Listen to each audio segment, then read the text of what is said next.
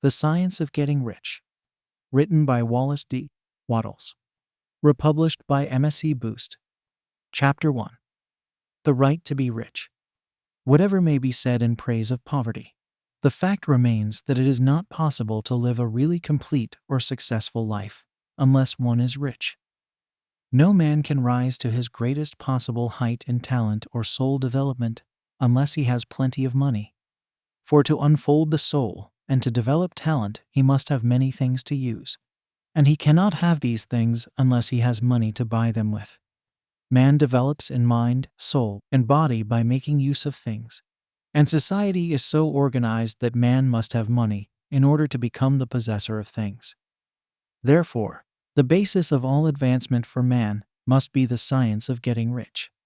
The object of all life is development, and everything that lives has an inalienable right to all the development it is capable of attaining. Man's right to life means his right to have the free and unrestricted use of all the things which may be necessary to his fullest mental, spiritual, and physical unfoldment. Or, in other words, his right to be rich. In this book, I shall not speak of riches in a figurative way. To be really rich does not mean to be satisfied or contented with a little. No man ought to be satisfied with a little if he is capable of using and enjoying more. The purpose of nature is the advancement and unfoldment of life, and every man should have all that can contribute to the power, elegance, beauty, and richness of life. To be content with less is sinful. The man who owns all he wants for the living of all the life he is capable of living is rich, and no man who has not plenty of money can have all he wants. Life has advanced so far and become so complex that even the most ordinary man or woman requires a great amount of wealth in order to live in a manner that even approaches completeness. Every person naturally wants to become all that he is capable of becoming. This desire to realize innate possibilities is inherent in human nature. We cannot help wanting to be all that we can be. Success in life is becoming what you want to be. You can become what you want to be only by making use of things, and you can have the free use of things only as you become rich enough to buy them. To understand the science of getting rich is therefore the most essential of all knowledge. There is nothing wrong in wanting to get rich.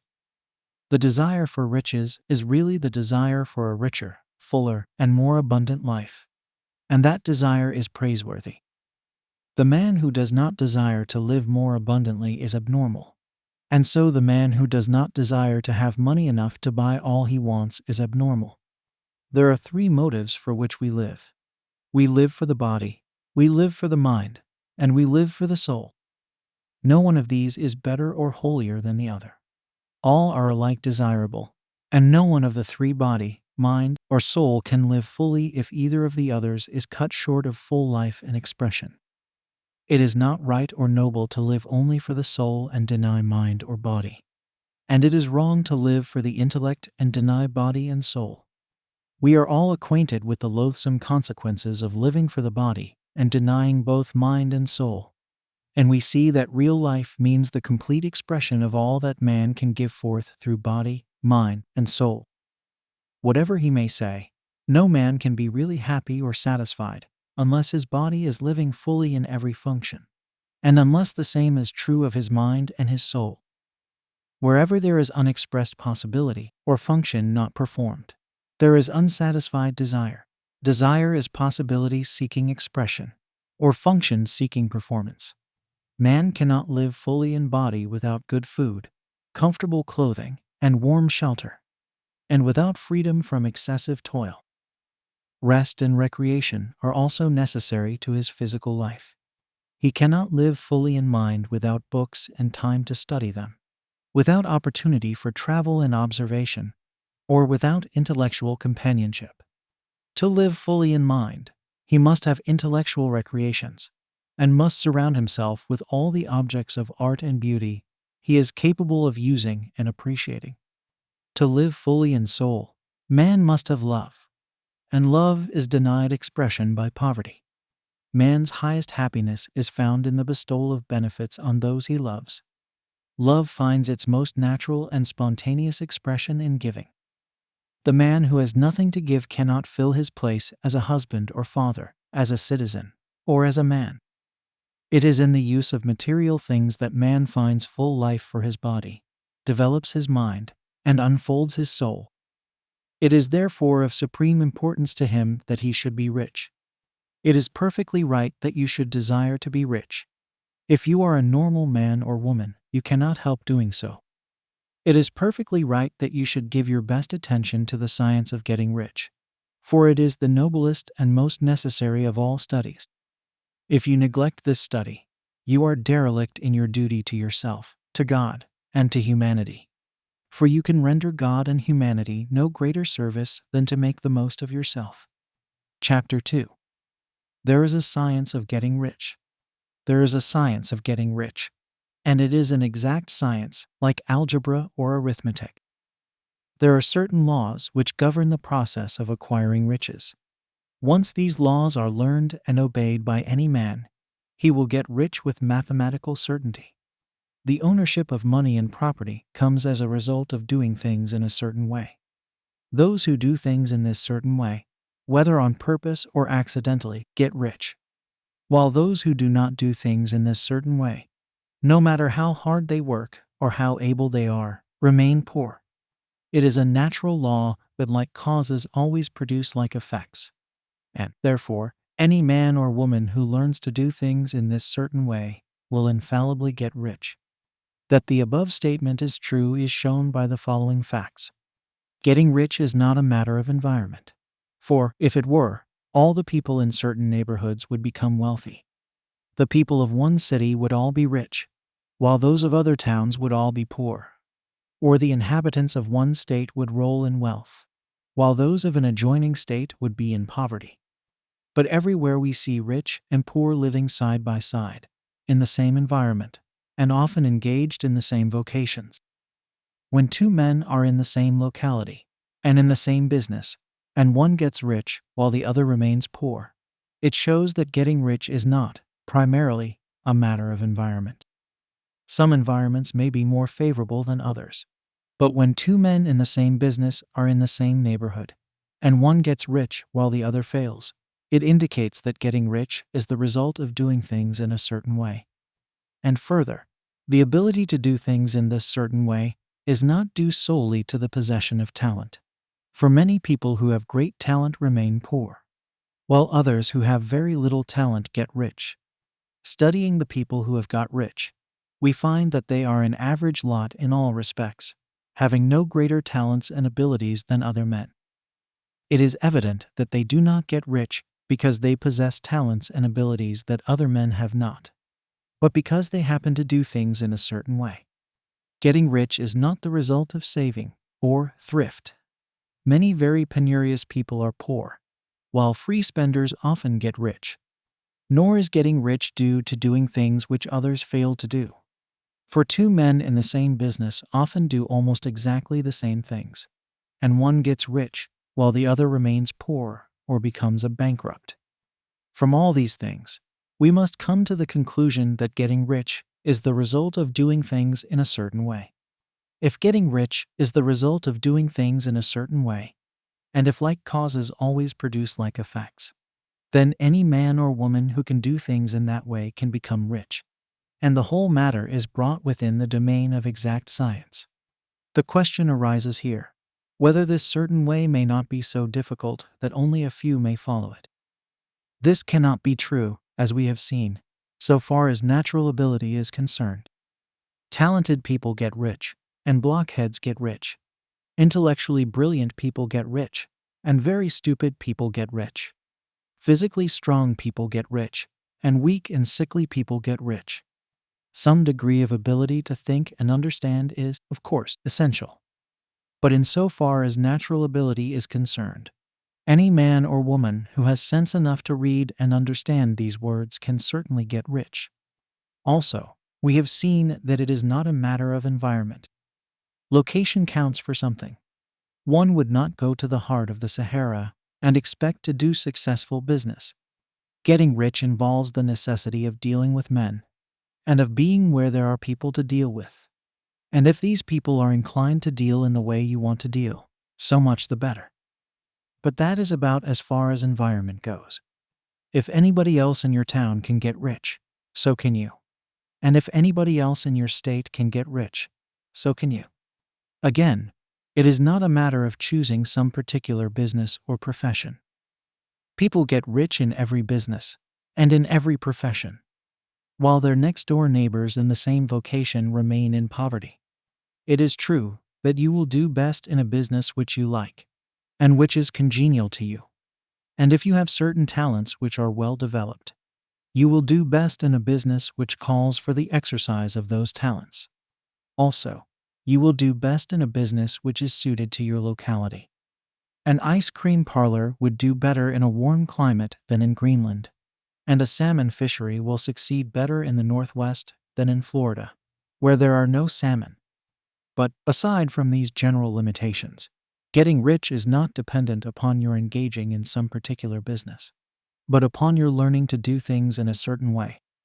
If you are now in business, and anybody else in your locality is getting rich in the same business, while you are not getting rich, it is because you are not doing things in the same way that the other person is doing them. No one is prevented from getting rich by lack of capital. True, as you get capital, the increase becomes more easy and rapid. But one who has capital is already rich, and does not need to consider how to become so. No matter how poor you may be, if you begin to do things in a certain way, you will begin to get rich, and you will begin to have capital. The getting of capital is a part of the process of getting rich, and it is a part of the result which invariably follows the doing of things in a certain way. You may be the poorest man on the continent, and be deeply in debt. You may have neither friends, influence, nor resources. But if you begin to do things in this way, you must infallibly begin to get rich, for like causes must produce like effects. If you have no capital, you can get capital. If you are in the wrong business, you can get into the right business. If you are in the wrong location, you can go to the right location. And you can do so by beginning in your present business and in your present location to do things in the certain way which causes success. Chapter 3. Is opportunity monopolized? No man is kept poor because opportunity has been taken away from him.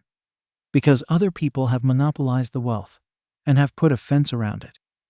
You may be shut off from engaging in business in certain lines, but there are other channels open to you. Probably it would be hard for you to get control of any of the great railroad systems. That field is pretty well monopolized. But the electric railway business is still in its infancy and offers plenty of scope for enterprise. And it will be but a very few years until traffic and transportation through the air will become a great industry, and in all its branches will give employment to hundreds of thousands, and perhaps to millions, of people. Why not turn your attention to the development of aerial transportation, instead of competing with J.J. Hill and others for a chance in the steam railway world? It is quite true that if you are a workman in the employ of the Steel Trust, you have very little chance of becoming the owner of the plant in which you work. But it is also true that if you will commence to act in a certain way, you can soon leave the employ of the Steel Trust. You can buy a farm of from 10 to 40 acres and engage in business as a producer of foodstuffs. There is great opportunity at this time for men who will live upon small tracts of land and cultivate the same intensively. Such men will certainly get rich. You may say that it is impossible for you to get the land. But I am going to prove to you that it is not impossible, and that you can certainly get a farm if you will go to work in a certain way. At different periods, the tide of opportunity sets in different directions, according to the needs of the whole and the particular stage of social evolution which has been reached. At present, in America, it is setting toward agriculture and the allied industries and professions. Today, opportunity is open before the farmer in his line, more than before the factory worker in his line. It is open before the businessman who supplies the farmer more than before the one who supplies the factory worker, and before the professional man who waits upon the farmer, more than before the one who serves the working class. There is abundance of opportunity for the man who will go with the tide, instead of trying to swim against it. So the factory workers, either as individuals or as a class, are not deprived of opportunity. The workers are not being kept down by their masters. They are not being ground by the trusts and combinations of capital. As a class, they are where they are because they do not do things in a certain way. If the workers of America chose to do so, they could follow the example of their brothers in Belgium and other countries, and establish great department stores and cooperative industries. They could elect men of their own class to office, and pass laws favoring development of such cooperative industries. And in a few years they could take peaceable possession of the industrial field. The working class may become the master class whenever they will begin to do things in a certain way. The law of wealth is the same for them as it is for all others. This they must learn, and they will remain where they are as long as they continue to do as they do. The individual worker, however, is not held down by the ignorance or the mental slothfulness of his class. He can follow the tide of opportunity to riches, and this book will tell him how. No one is kept in poverty by a shortness in the supply of riches. There is more than enough for all. A palace as large as the Capitol at Washington might be built for every family on earth from the building material in the United States alone. And under intensive cultivation, this country would produce wool, cotton, linen, and silk enough to clothe each person in the world finer than Solomon was arrayed in all his glory, together with food enough to feed them all luxuriously. The visible supply is practically inexhaustible, and the invisible supply really is inexhaustible. Everything you see on earth is made from one original substance, out of which all things proceed. New forms are constantly being made, and older ones are dissolving. But all are shapes assumed by one thing. There is no limit to the supply of formless stuff, or original substance. The universe is made out of it, but it was not all used in making the universe. The spaces in, through, and between the forms of the visible universe are permeated and filled with the original substance, with the formless stuff, with the raw material of all things. 10,000 times as much as has been made might still be made, and even then we should not have exhausted the supply of universal raw material. No man, therefore, is poor because nature is poor, or because there is not enough to go around. Nature is an inexhaustible storehouse of riches. The supply will never run short. Original substance is alive with creative energy, and is constantly producing more forms. When the supply of building material is exhausted, more will be produced. When the soil is exhausted, so that foodstuffs and materials for clothing will no longer grow upon it, it will be renewed or more soil will be made. When all the gold and silver has been dug from the earth, if man is still in such a stage of social development that he needs gold and silver, more will be produced from the formless. The formless stuff responds to the needs of man. It will not let him be without any good thing. This is true of man collectively. The race as a whole is always abundantly rich, and if individuals are poor, it is because they do not follow the certain way of doing things, which makes the individual man rich. The formless stuff is intelligent. It is stuff which thinks. It is alive, and is always impelled toward more life. It is the natural and inherent impulse of life to seek to live more. It is the nature of intelligence to enlarge itself, and of consciousness to seek to extend its boundaries and find fuller expression. The universe of forms has been made by formless living substance, throwing itself into form in order to express itself more fully. The universe is a great living presence, always moving inherently toward more life and fuller functioning. Nature is formed for the advancement of life. Its impelling motive is the increase of life. For this cause, everything which can possibly minister to life is bountifully provided. There can be no lack unless God is to contradict himself and nullify his own works. You are not kept poor by lack in the supply of riches. It is a fact which I shall demonstrate a little farther on that even the resources of the formless supply are at the command of the man or woman who will act and think in a certain way. Chapter 4. The first principle in the science of getting rich. Thought is the only power which can produce tangible riches from the formless substance. The stuff from which all things are made is a substance which thinks, and a thought of form in this substance produces the form. Original substance moves according to its thoughts. Every form and process you see in nature is the visible expression of a thought in original substance. As the formless stuff thinks of a form, it takes that form. As it thinks of a motion, it makes that motion. That is the way all things were created. We live in a thought world, which is part of a thought universe. The thought of a moving universe extended throughout formless substance, and the thinking stuff moving according to that thought, took the form of systems of planets and maintains that form. Thinking substance takes the form of its thought and moves according to the thought. Holding the idea of a circling system of suns and worlds, it takes the form of these bodies and moves them as it thinks. Thinking the form of a slow-growing oak tree, it moves accordingly and produces the tree, though centuries may be required to do the work. In creating, the formless seems to move according to the lines of motion it has established. The thought of an oak tree does not cause the instant formation of a full-grown tree, but it does start in motion, the forces which will produce the tree, along established lines of growth. Every thought of form, held in thinking substance, causes the creation of the form, but always, or at least generally, along lines of growth and action already established. The thought of a house of a certain construction, if it were impressed upon formless substance, might not cause the instant formation of the house, but it would cause the turning of creative energies already working in trade and commerce into such channels as to result in the speedy building of the house. And if there were no existing channels through which the creative energy could work, then the house would be formed directly from primal substance, without waiting for the slow processes of the organic and inorganic world. No thought of form can be impressed upon original substance without causing the creation of the form. Man is a thinking center and can originate thought. All the forms that man fashions with his hands must first exist in his thought. He cannot shape a thing until he has thought that thing. And so far man has confined his efforts wholly to the work of his hands. He has applied manual labor to the world of forms, seeking to change or modify those already existing.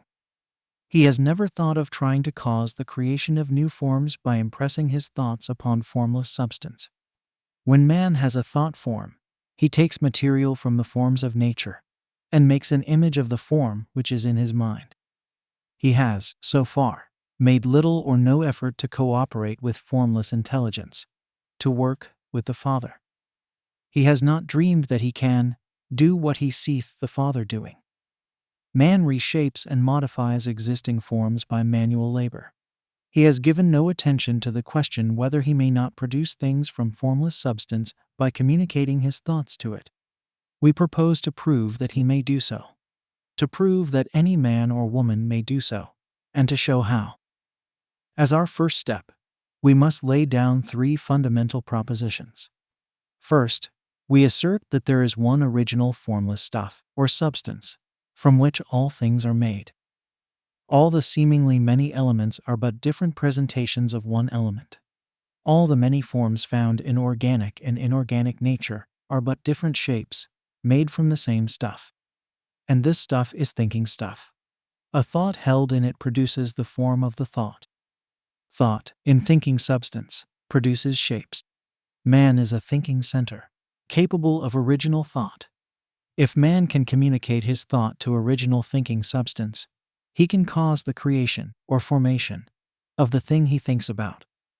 To summarize this, there is a thinking stuff from which all things are made, and which, in its original state, permeates, penetrates, and fills the interspaces of the universe. A thought, in this substance, produces the thing that is imaged by the thought.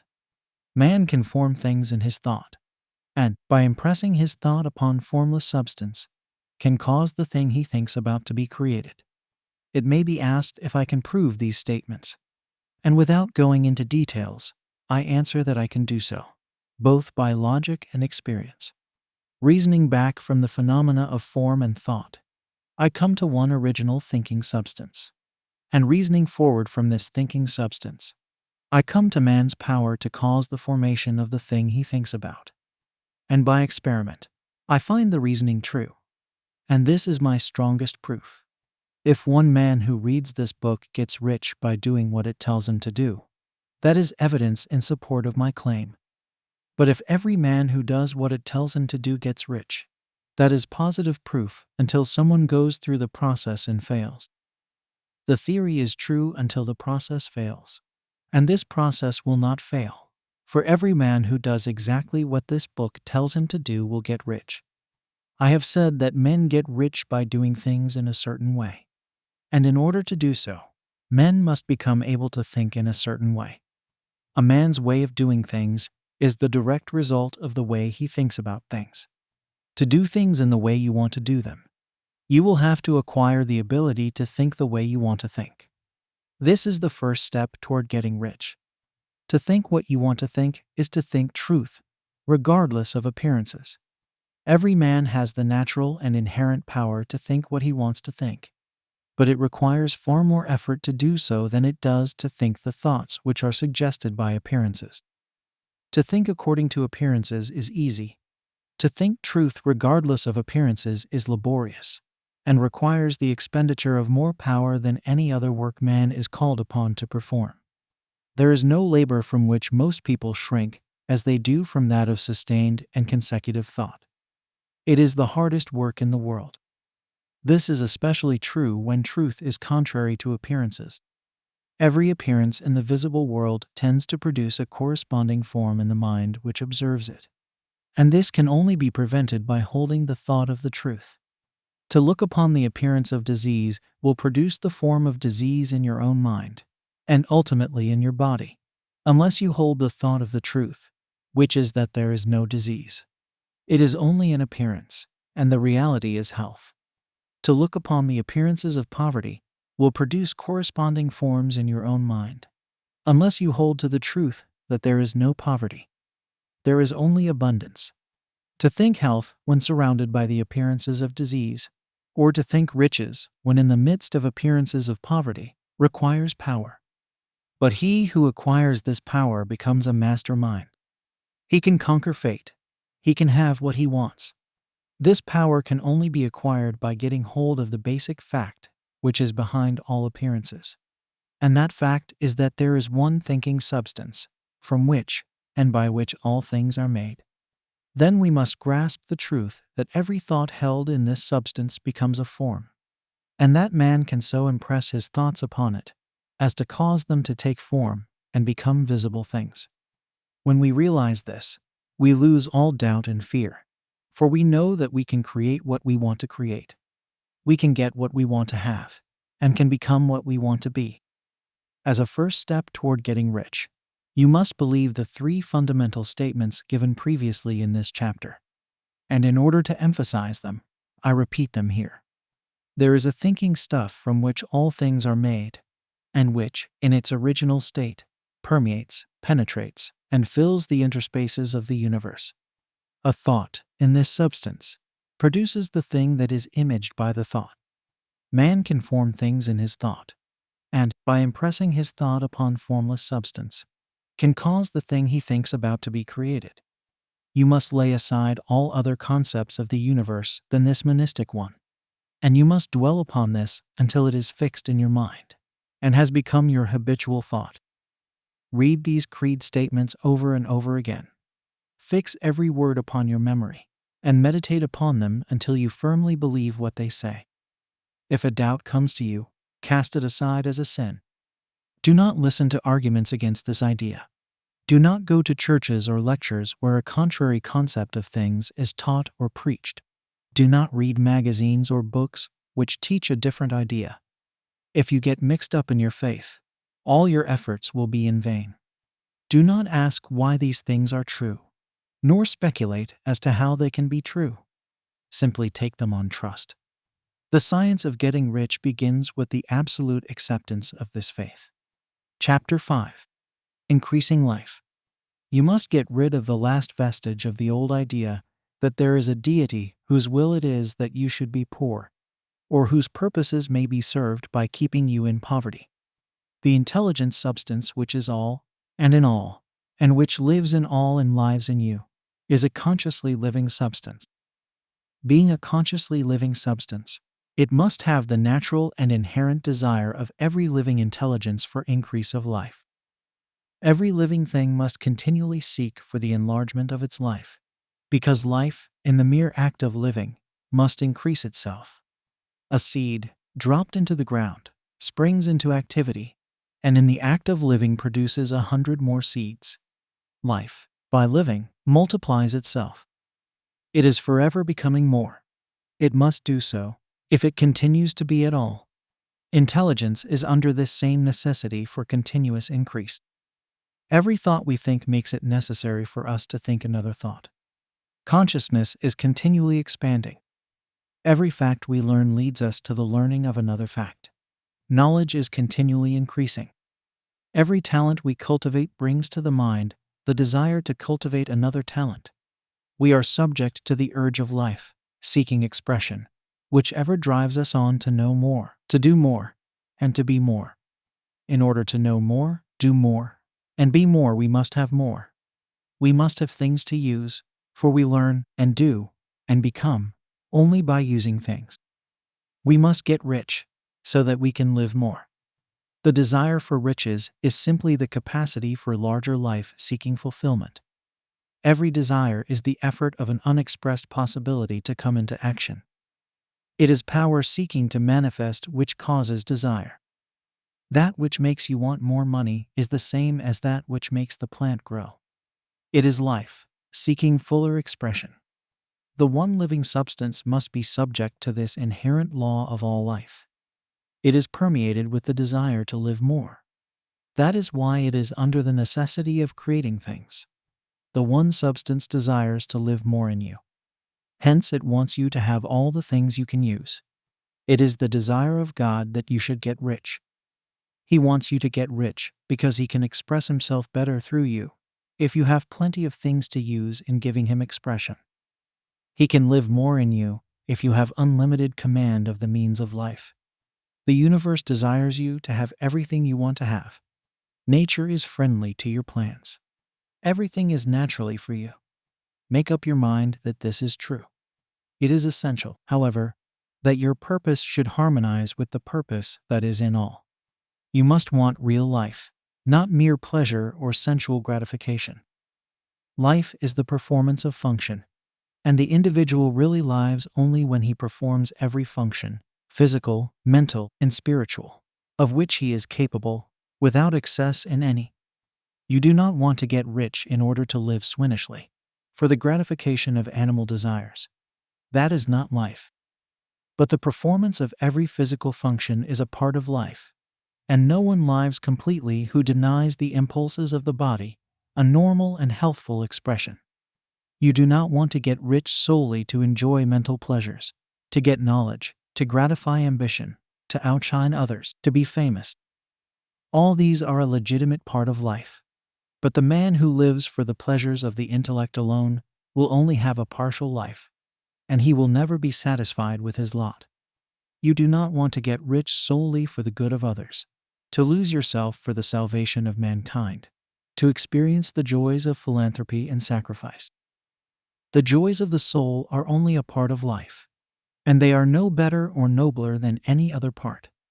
You want to get rich in order that you may eat, drink, and be merry when it is time to do these things, in order that you may surround yourself with beautiful things, see distant lands, feed your mind, and develop your intellect, in order that you may love men and do kind things, and be able to play a good part in helping the world to find truth. But remember that extreme altruism is no better and no nobler than extreme selfishness. Both are mistakes. Get rid of the idea that God wants you to sacrifice yourself for others, and that you can secure his favor by doing so. God requires nothing of the kind. What he wants is that you should make the most of yourself, for yourself, and for others. And you can help others more by making the most of yourself than in any other way. You can make the most of yourself only by getting rich. So it is right and praiseworthy that you should give your first and best thought to the work of acquiring wealth. Remember, however, that the desire of substance is for all, and its movements must be for more life to all. It cannot be made to work for less life to any, because it is equally in all, seeking riches and life. Intelligent substance will make things for you, but it will not take things away from someone else and give them to you. You must get rid of the thought of competition. You are to create, not to compete for what is already created. You do not have to take anything away from anyone. You do not have to drive sharp bargains. You do not have to cheat or to take advantage. You do not need to let any man work for you for less than he earns. You do not have to covet the property of others, or to look at it with wishful eyes. No man has anything of which you cannot have the like, and that without taking what he has away from him. You are to become a creator, not a competitor. You are going to get what you want, but in such a way that when you get it, every other man will have more than he has now. I am aware that there are men who get a vast amount of money by proceeding in direct opposition to the statements in the paragraph above, and may add a word of explanation here. Men of the plutocratic type, who become very rich, do so sometimes purely by their extraordinary ability on the plane of competition, and sometimes they unconsciously relate themselves to substance in its great purposes and movements for the general racial upbuilding through industrial evolution. Rockefeller, Carnegie, Morgan, Wattles have been the unconscious agents of the supreme in the necessary work of systematizing and organizing productive industry. And in the end, their work will contribute immensely toward increased life for all. Their day is nearly over. They have organized production, and will soon be succeeded by the agents of the multitude, who will organize the machinery of distribution.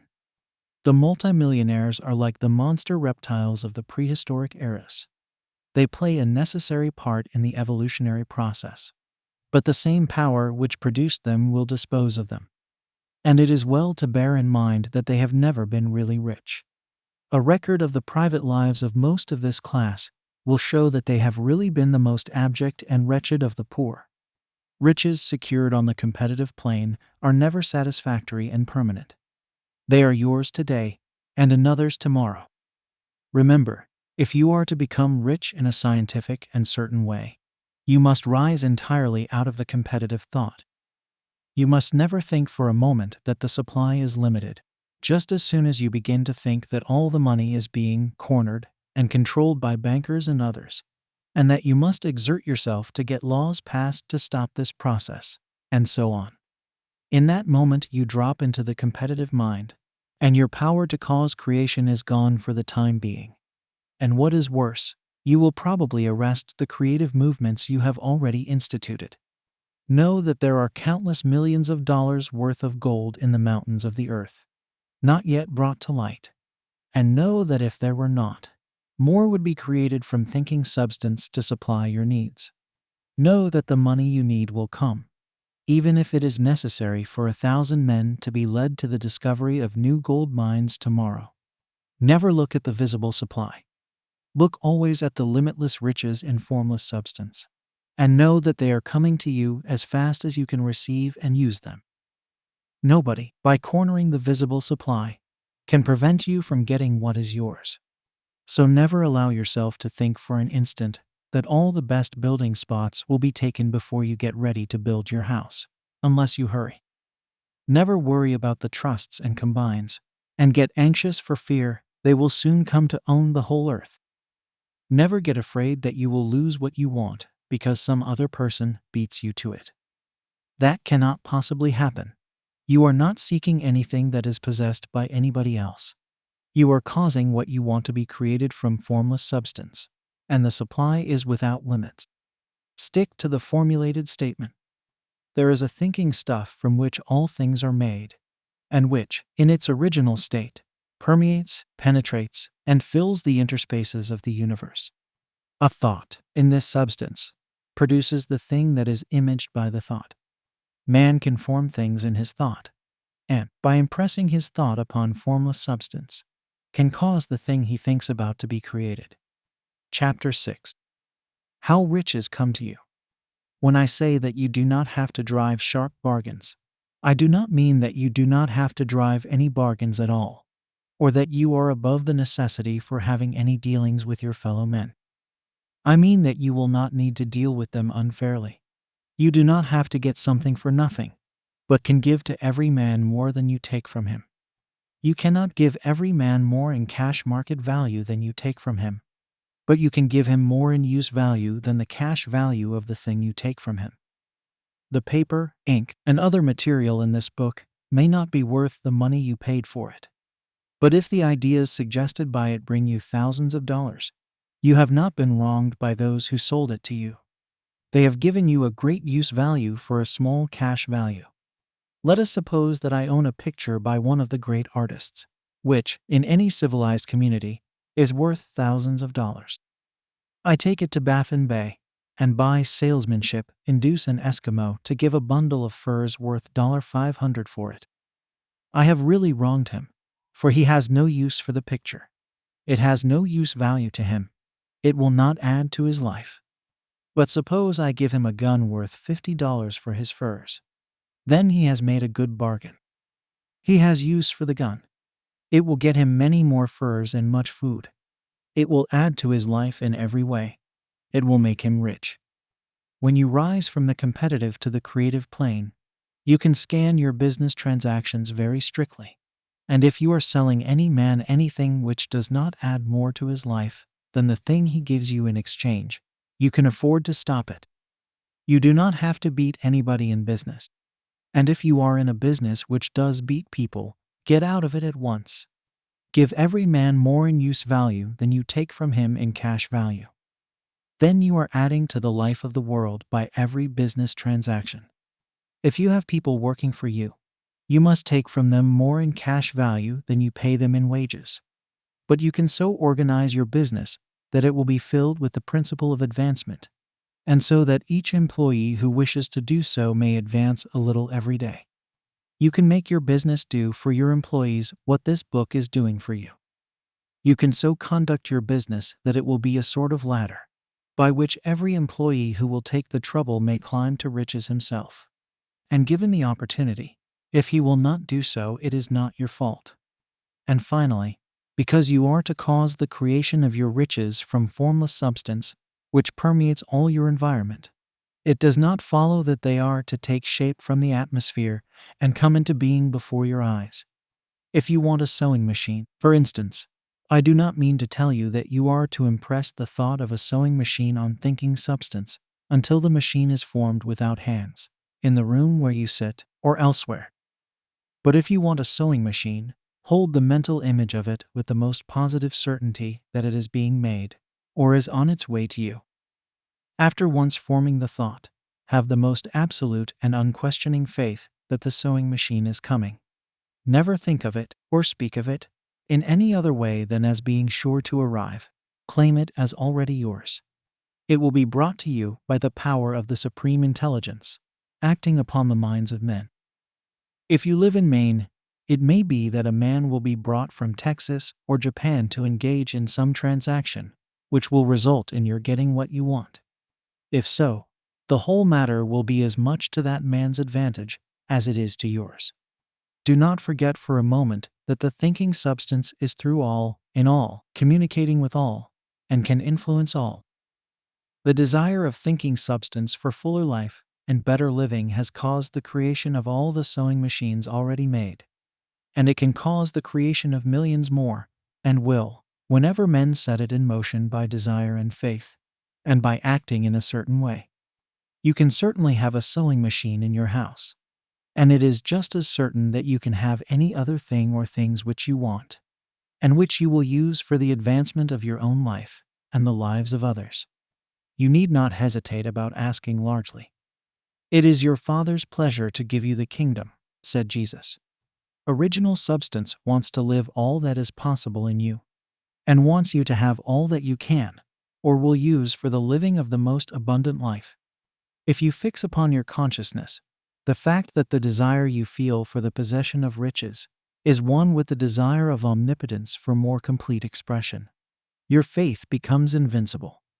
Once I saw a little boy sitting at a piano and vainly trying to bring harmony out of the keys.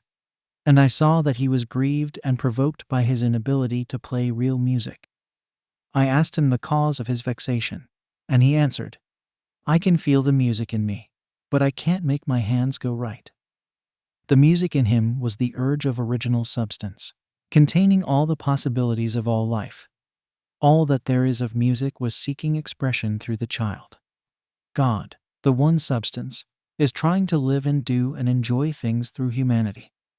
He is saying, I want hands to build wonderful structures, to play divine harmonies, to paint glorious pictures.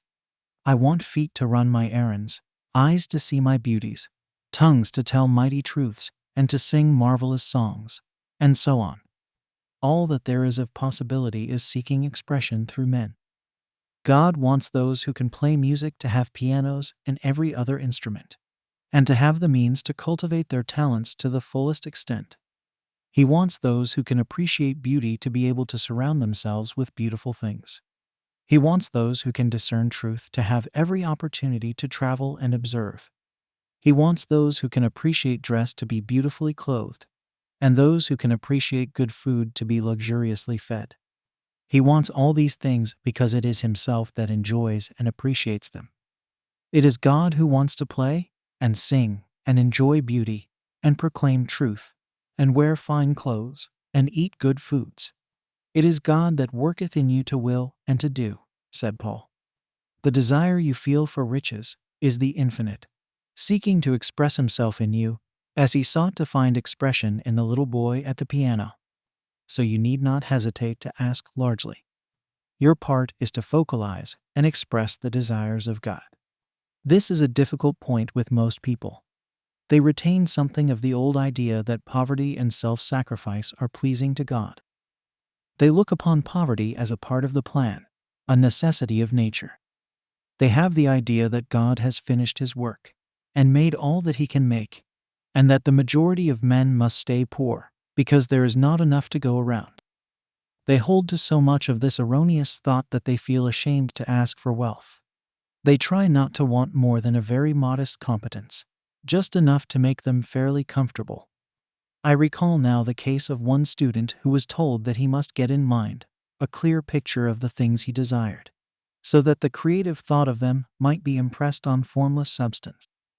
He was a very poor man, living in a rented house, and having only what he earned from day to day. And he could not grasp the fact that all wealth was his. So, after thinking the matter over, he decided that he might reasonably ask for a new rug for the floor of his best room, and an anthracite coal stove to heat the house during the cold weather. Following the instructions given in this book, he obtained these things in a few months. And then it dawned upon him that he had not asked enough. He went through the house in which he lived, and planned all the improvements he would like to make in it. He mentally added a bay window here and a room there, until it was complete in his mind as his ideal home, and then he planned its furnishings. Holding the whole picture in his mind, he began living in a certain way, and moving toward what he wanted. And he owns the house now, and is rebuilding it after the form of his mental image. And now, with still larger faith, he is going on to get greater things. It has been unto him according to his faith, and it is so with you and with all of us. Chapter 7. Gratitude. The illustrations given in the last chapter will have conveyed to the reader the fact that the first step toward getting rich is to convey the idea of your wants to the formless substance. This is true, and you will see that in order to do so it becomes necessary to relate yourself to the formless intelligence in a harmonious way. To secure this harmonious relation is a matter of such primary and vital importance that I shall give some space to its discussion here, and give you instructions which, if you will follow them, will be certain to bring you into perfect unity of mind with God. The whole process of mental adjustment and atonement can be summed up in one word: gratitude.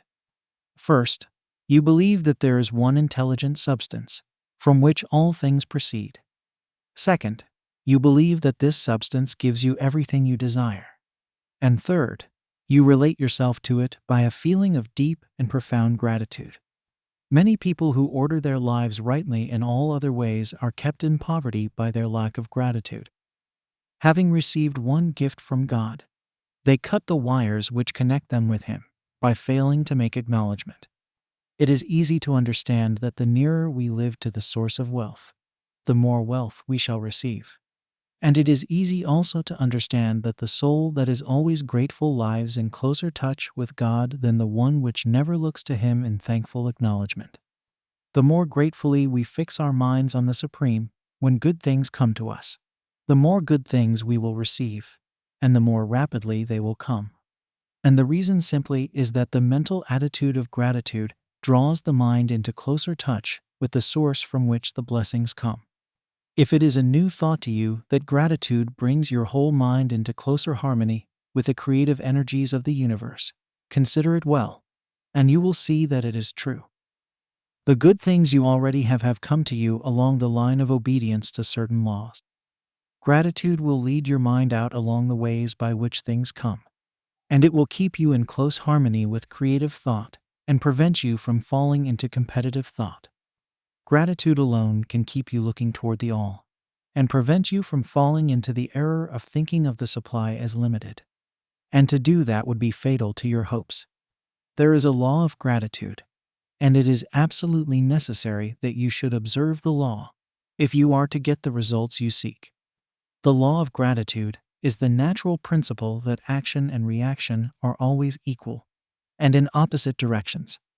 The grateful outreaching of your mind in thankful praise to the Supreme is a liberation or expenditure of force.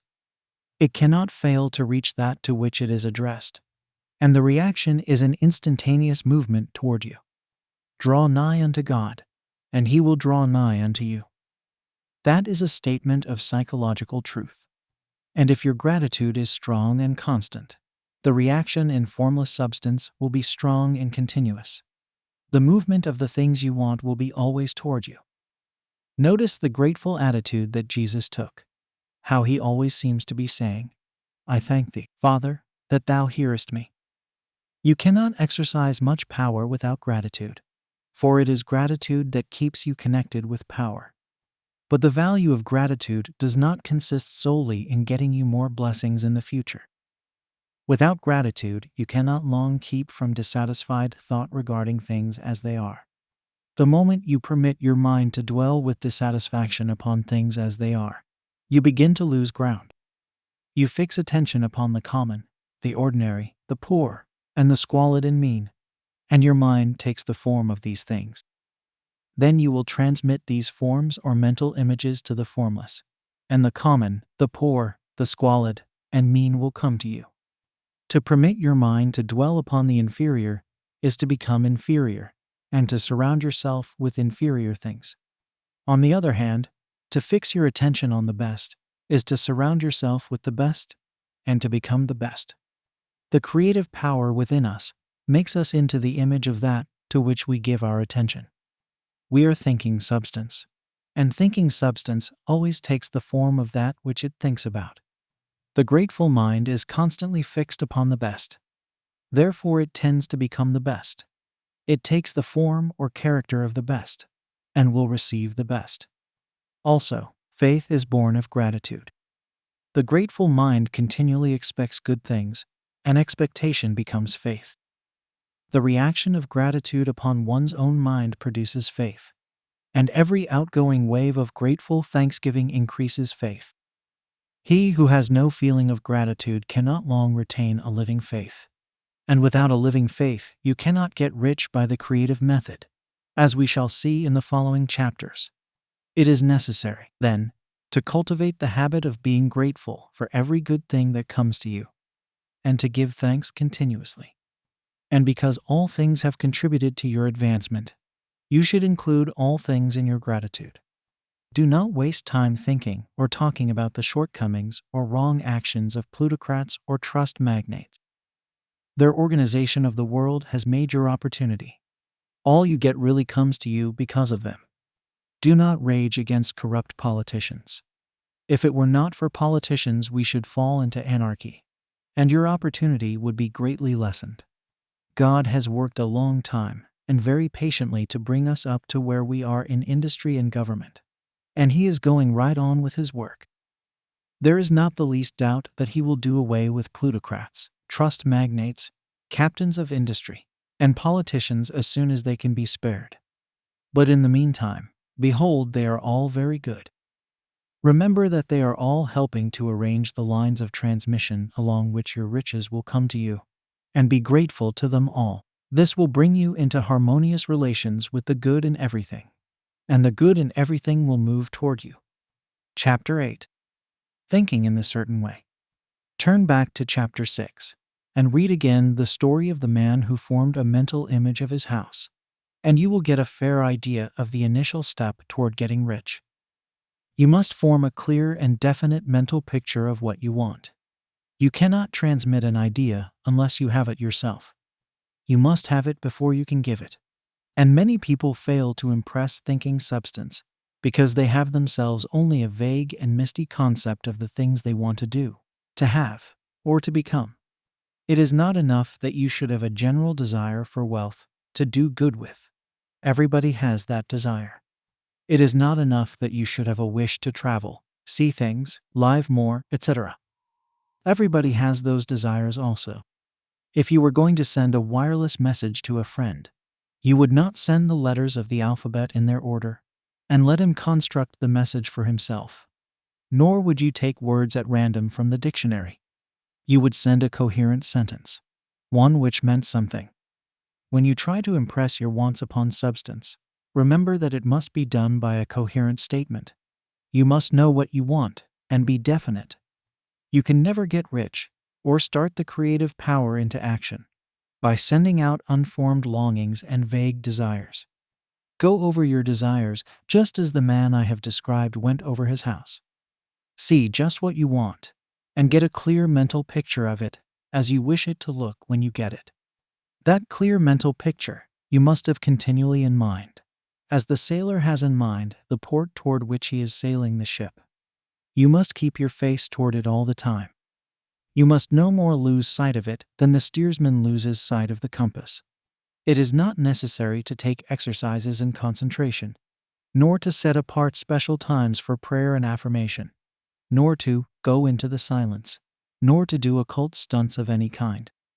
These things are well enough, but all you need is to know what you want, and to want it badly enough so that it will stay in your thoughts. Spend as much of your leisure time as you can in contemplating your picture. But no one needs to take exercises to concentrate his mind on a thing which he really wants. It is the things you do not really care about which require effort to fix your attention upon them. And unless you really want to get rich, so that the desire is strong enough to hold your thoughts directed to the purpose, as the magnetic pole holds the needle of the compass, it will hardly be worth while for you to try to carry out the instructions given in this book. The methods herein set forth are for people whose desire for riches is strong enough to overcome mental laziness and the love of ease, and make them work.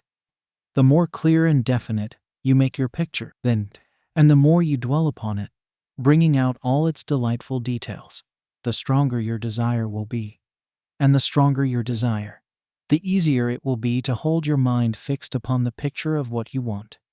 Something more is necessary, however, than merely to see the picture clearly.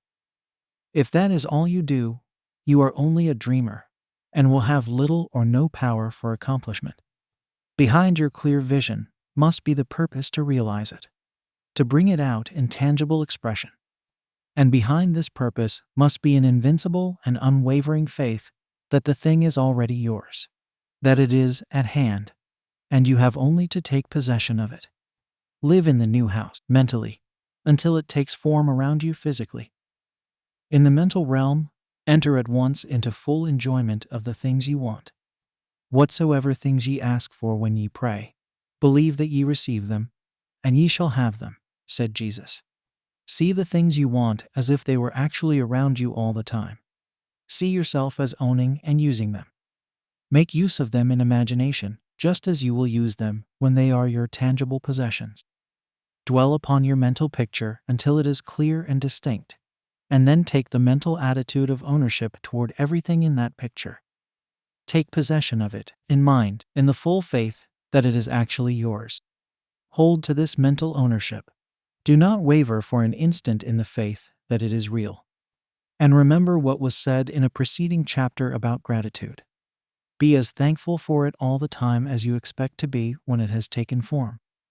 The man who can sincerely thank God for the things which as yet he owns only in imagination has real faith. He will get rich.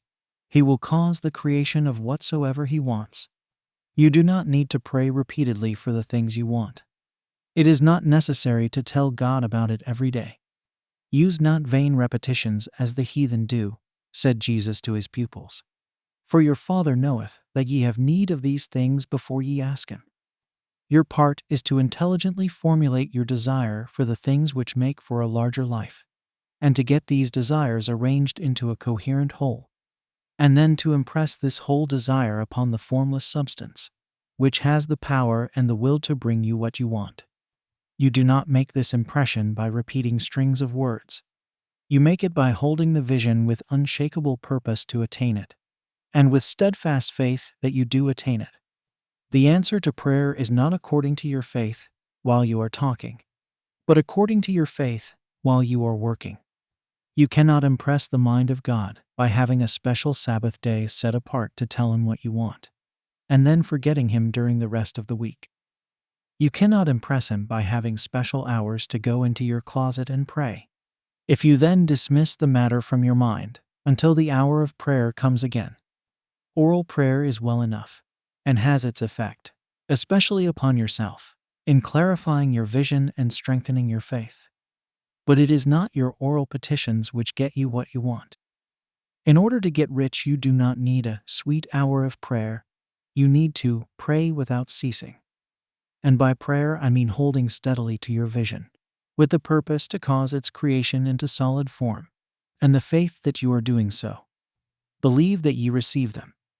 The whole matter turns on receiving, once you have clearly formed your vision. When you have formed it, it is well to make an oral statement, addressing the Supreme in reverent prayer, and from that moment you must, in mind, receive what you ask for. Live in the new house, wear the fine clothes, ride in the automobile, go on the journey, and confidently plan for greater journeys. Think and speak of all the things you have asked for in terms of actual present ownership. Imagine an environment and a financial condition exactly as you want them, and live all the time in that imaginary environment and financial condition. Mind, however, that you do not do this as a mere dreamer and castle builder. Hold to the faith that the imaginary is being realized, and to the purpose to realize it. Remember that it is faith and purpose in the use of the imagination which make the difference between the scientist and the dreamer. And having learned this fact, it is here that you must learn the proper use of the will. Chapter 9. How to use the will. To set about getting rich in a scientific way. You do not try to apply your willpower to anything outside of yourself. You have no right to do so, anyway. It is wrong to apply your will to other men and women in order to get them to do what you wish done. It is as flagrantly wrong to coerce people by mental power as it is to coerce them by physical power. If compelling people by physical force to do things for you reduces them to slavery, compelling them by mental means accomplishes exactly the same thing. The only difference is in methods. If taking things from people by physical force is robbery, then taking things by mental force is robbery also. There is no difference in principle. You have no right to use your willpower upon another person, even for his own good, for you do not know what is for his good. The science of getting rich does not require you to apply power or force to any other person in any way whatsoever. There is not the slightest necessity for doing so. Indeed, any attempt to use your will upon others will only tend to defeat your purpose. You do not need to apply your will to things in order to compel them to come to you. That would simply be trying to coerce God, and would be foolish and useless, as well as irreverent. You do not have to compel God to give you good things, any more than you have to use your willpower to make the sun rise. You do not have to use your willpower to conquer an unfriendly deity, or to make stubborn and rebellious forces do your bidding. Substance is friendly to you, and is more anxious to give you what you want than you are to get it. To get rich, you need only to use your willpower upon yourself.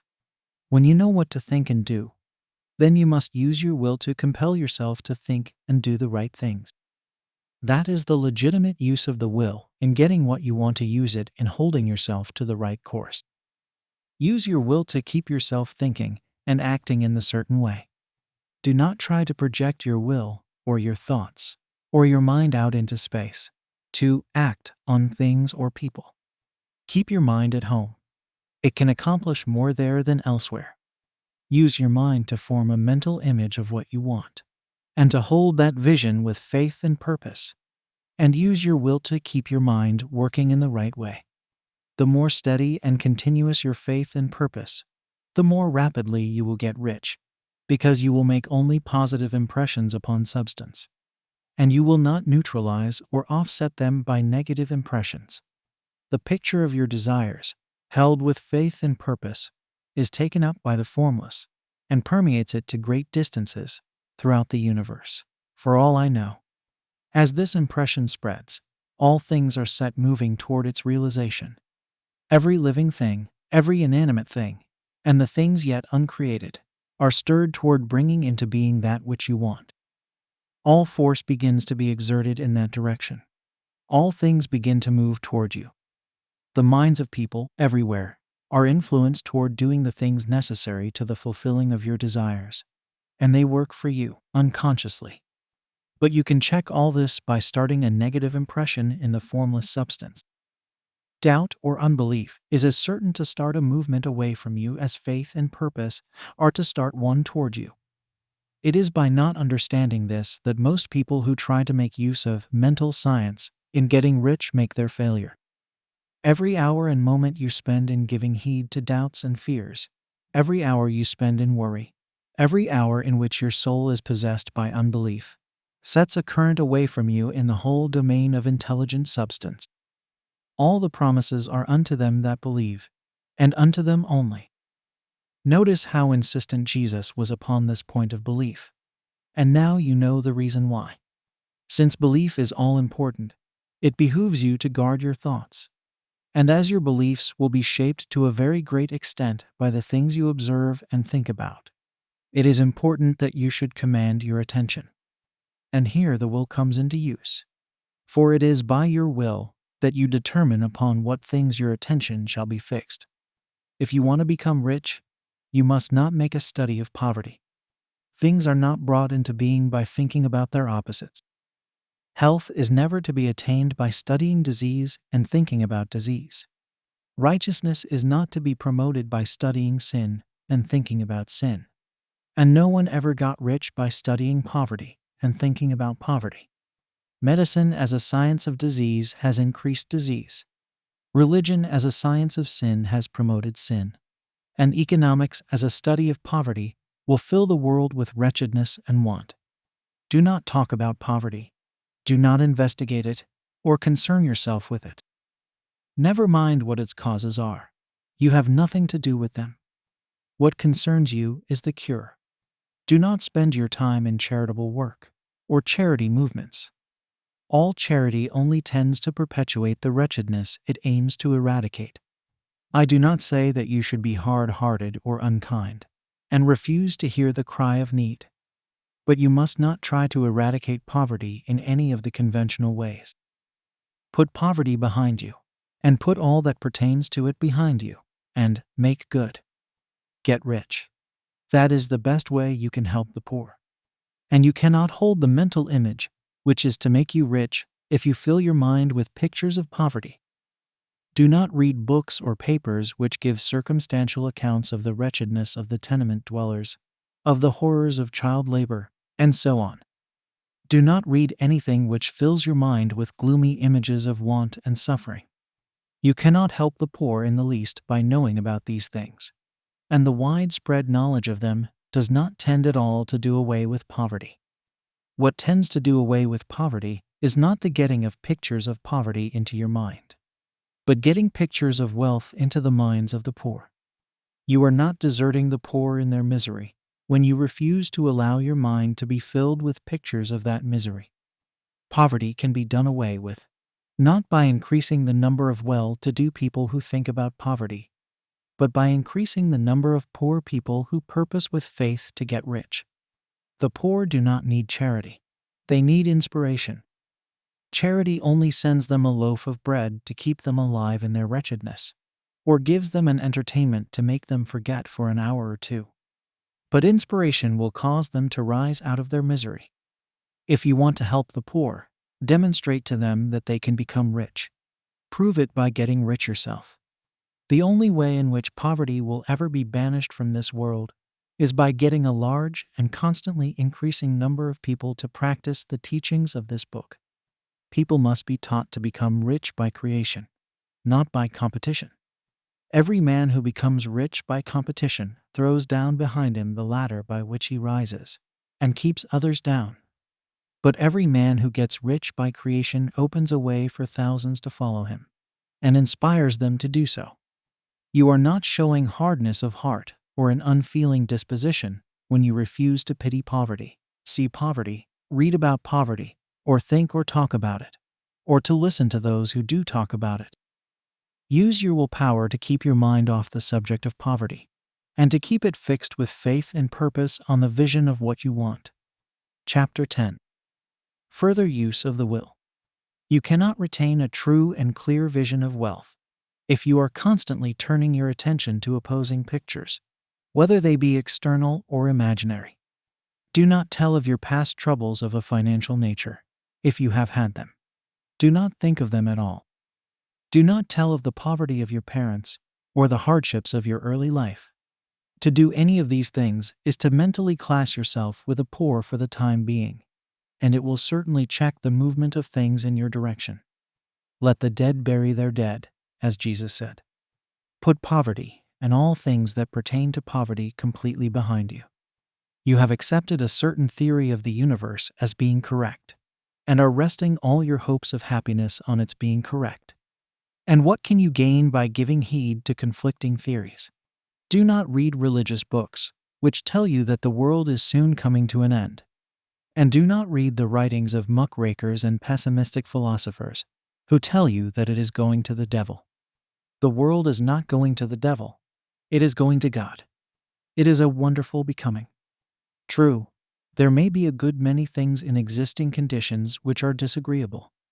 But what is the use of studying them when they are certainly passing away, and when the study of them only tends to check their passing and keep them with us? Why give time and attention to things which are being removed by evolutionary growth, when you can hasten their removal only by promoting the evolutionary growth as far as your part of it goes? No matter how horrible in seeming may be the conditions in certain countries, sections, or places, you waste your time and destroy your own chances by considering them. You should interest yourself in the world's becoming rich. Think of the riches the world is coming into, instead of the poverty it is growing out of. And bear in mind that the only way in which you can assist the world in growing rich is by growing rich yourself through the creative method, not the competitive one. Give your attention wholly to riches. Ignore poverty. Whenever you think or speak of those who are poor, think and speak of them as those who are becoming rich, as those who are to be congratulated rather than pitied. Then they and others will catch the inspiration and begin to search for the way out. Because I say that you are to give your whole time and mind and thought to riches, it does not follow that you are to be sordid or mean. To become really rich is the noblest aim you can have in life, for it includes everything else. On the competitive plane, the struggle to get rich is a godless scramble for power over other men. But when we come into the creative mind, all this is changed. All that is possible in the way of greatness and soul unfoldment, of service and lofty endeavor, comes by way of getting rich. All is made possible by the use of things. If you lack for physical health, you will find that the attainment of it is conditional on your getting rich. Only those who are emancipated from financial worry, and who have the means to live a carefree existence and follow hygienic practices, can have and retain health. Moral and spiritual greatness is possible only to those who are above the competitive battle for existence. And only those who are becoming rich on the plane of creative thought are free from the degrading influences of competition. If your heart is set on domestic happiness, remember that love flourishes best where there is refinement, a high level of thought, and freedom from corrupting influences. And these are to be found only where riches are attained by the exercise of creative thought, without strife or rivalry. You can aim at nothing so great or noble, I repeat, as to become rich. And you must fix your attention upon your mental picture of riches, to the exclusion of all that may tend to dim or obscure the vision. You must learn to see the underlying truth in all things. You must see beneath all seemingly wrong conditions the great one life ever moving forward toward fuller expression and more complete happiness. It is the truth that there is no such thing as poverty, that there is only wealth. Some people remain in poverty because they are ignorant of the fact that there is wealth for them. And these can best be taught by showing them the way to affluence in your own person and practice. Others are poor because, while they feel that there is a way out, they are too intellectually indolent to put forth the mental effort necessary to find that way and travel it. And for these, the very best thing you can do is to arouse their desire by showing them the happiness that comes from being rightly rich. Others still are poor because, while they have some notion of science, they have become so swamped and lost in the maze of metaphysical and occult theories that they do not know which road to take. They try a mixture of many systems and fail in all. For these, again, the very best thing to do is to show the right way in your own person and practice. An ounce of doing things is worth a pound of theorizing. The very best thing you can do for the whole world is to make the most of yourself. You can serve God and man in no more effective way than by getting rich. That is, if you get rich by the creative method and not by the competitive one. Another thing, we assert that this book gives in detail the principles of the science of getting rich. And if that is true, you do not need to read any other book upon the subject. This may sound narrow and egotistical, but consider, there is no more scientific method of computation in mathematics than by addition, subtraction, multiplication, and division. No other method is possible. There can be but one shortest distance between 2 points. There is only one way to think scientifically, and that is to think in the way that leads by the most direct and simple route to the goal.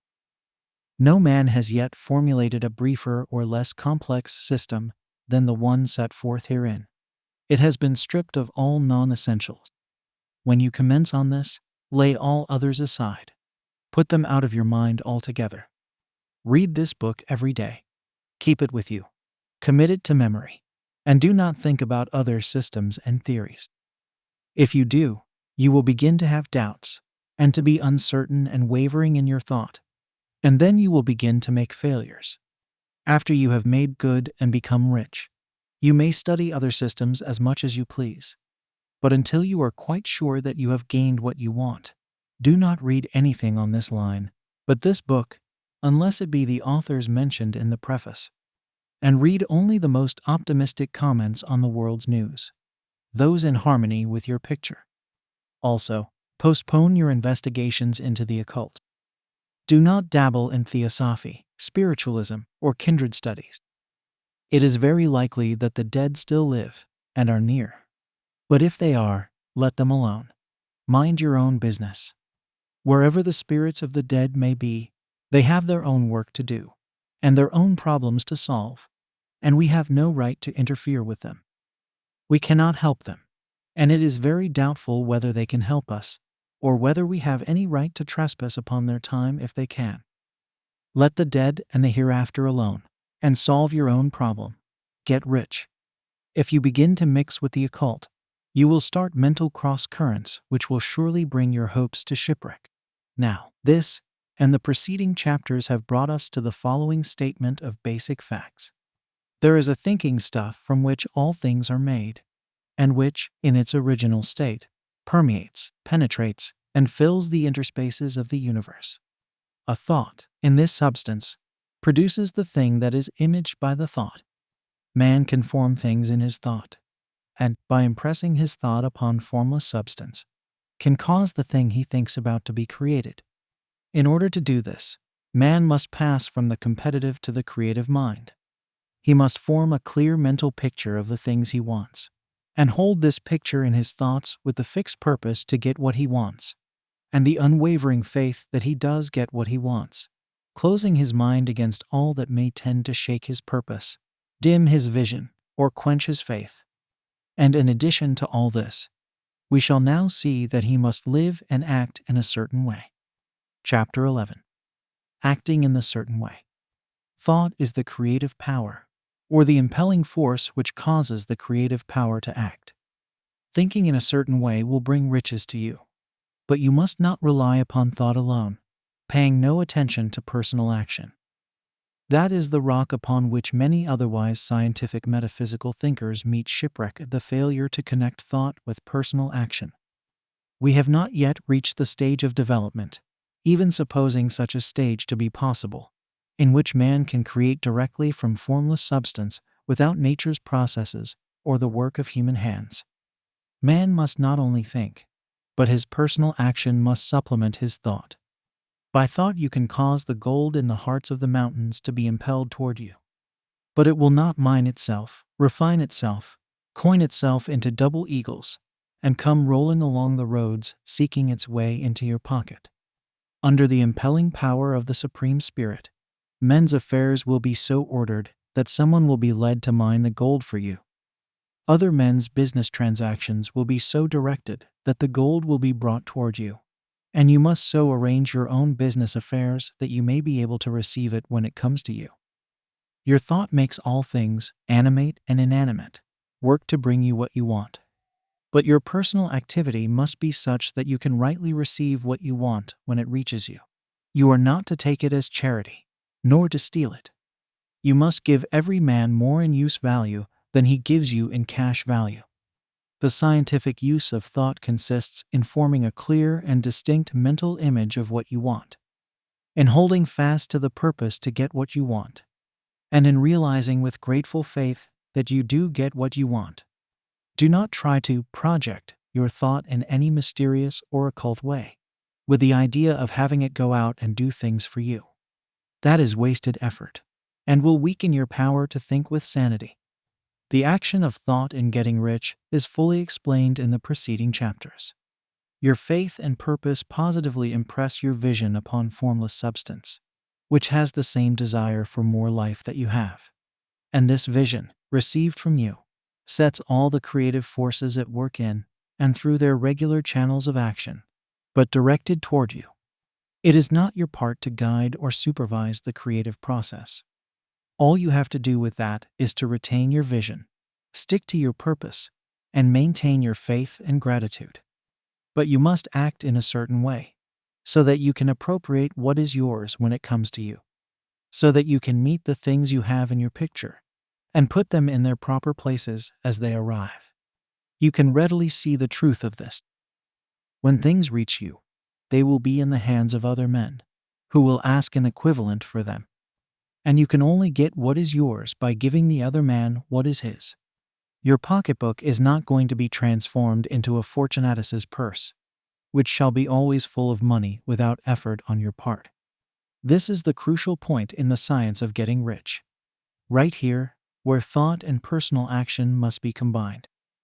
There are very many people who, consciously or unconsciously, set the creative forces in action by the strength and persistence of their desires, but who remain poor because they do not provide for the reception of the thing they want when it comes. By thought, the thing you want is brought to you. By action you receive it. Whatever your action is to be, it is evident that you must act now. You cannot act in the past, and it is essential to the clearness of your mental vision that you dismiss the past from your mind. You cannot act in the future, for the future is not here yet. And you cannot tell how you will want to act in any future contingency until that contingency has arrived. Because you are not in the right business or the right environment now, do not think that you must postpone action until you get into the right business or environment. And do not spend time in the present taking thought as to the best course in possible future emergencies. Have faith in your ability to meet any emergency when it arrives. If you act in the present with your mind on the future, your present action will be with a divided mind and will not be effective. Put your whole mind into present action. Do not give your creative impulse to original substance, and then sit down and wait for results. If you do, you will never get them. Act now. There is never any time but now, and there never will be any time but now. If you are ever to begin to make ready for the reception of what you want, you must begin now. And your action, whatever it is, must most likely be in your present business or employment, and must be upon the persons and things in your present environment. You cannot act where you are not. You cannot act where you have been, and you cannot act where you are going to be. You can act only where you are. Do not bother as to whether yesterday's work was well done or ill done. Do today's work well. Do not try to do tomorrow's work now. There will be plenty of time to do that when you get to it. Do not try, by occult or mystical means, to act on people or things that are out of your reach. Do not wait for a change of environment before you act. Get a change of environment by action. You can so act upon the environment in which you are now, as to cause yourself to be transferred to a better environment. Hold with faith and purpose the vision of yourself in the better environment, but act upon your present environment with all your heart, and with all your strength, and with all your mind. Do not spend any time in daydreaming or castle building. Hold to the one vision of what you want, and act now.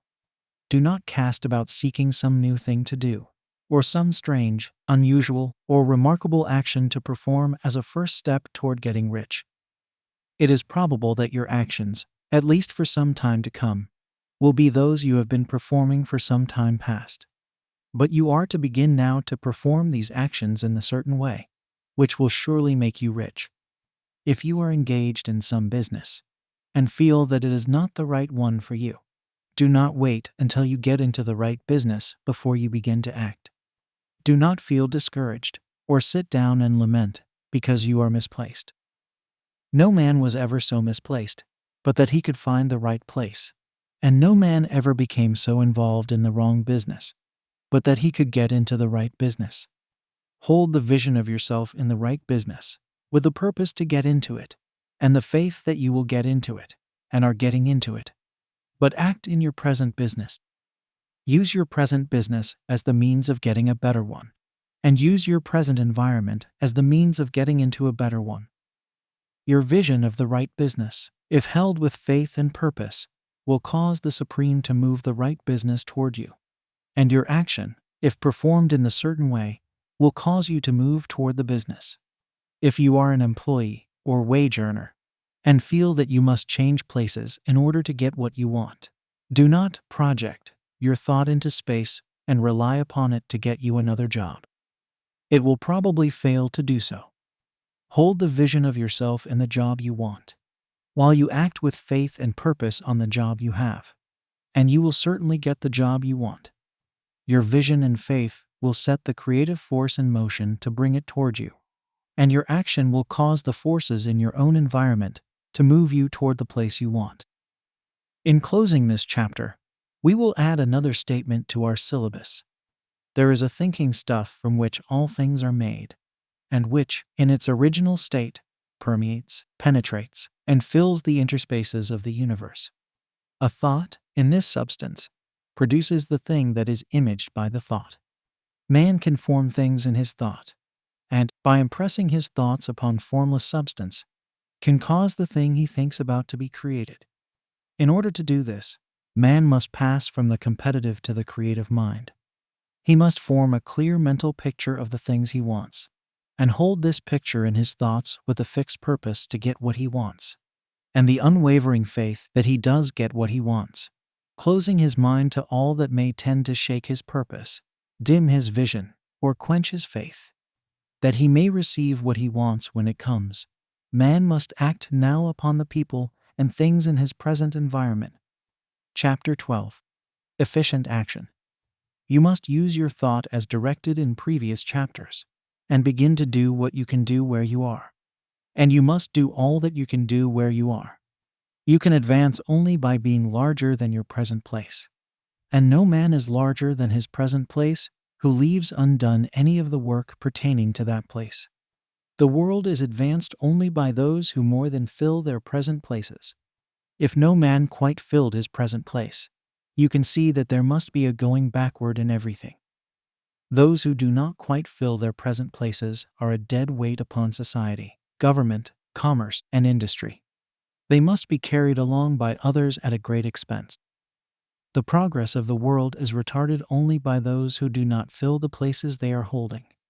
They belong to a former age and a lower stage or plane of life, and their tendency is toward degeneration. No society could advance if every man was smaller than his place. Social evolution is guided by the law of physical and mental evolution. In the animal world, evolution is caused by excess of life. When an organism has more life than can be expressed in the functions of its own plane, it develops the organs of a higher plane, and a new species is originated. There never would have been new species had there not been organisms which more than filled their places. The law is exactly the same for you. Your getting rich depends upon your applying this principle to your own affairs. Every day is either a successful day or a day of failure, and it is the successful days which get you what you want. If every day is a failure, you can never get rich, while if every day is a success, you cannot fail to get rich. If there is something that may be done today, and you do not do it, you have failed in so far as that thing is concerned, and the consequences may be more disastrous than you imagine. You cannot foresee the results of even the most trivial act. You do not know the workings of all the forces that have been set moving in your behalf. Much may be depending on your doing some simple act. It may be the very thing which is to open the door of opportunity to very great possibilities. You can never know all the combinations which supreme intelligence is making for you in the world of things and of human affairs. Your neglect or failure to do some small thing may cause a long delay in getting what you want. Do, every day, all that can be done that day. There is, however, a limitation or qualification of the above that you must take into account.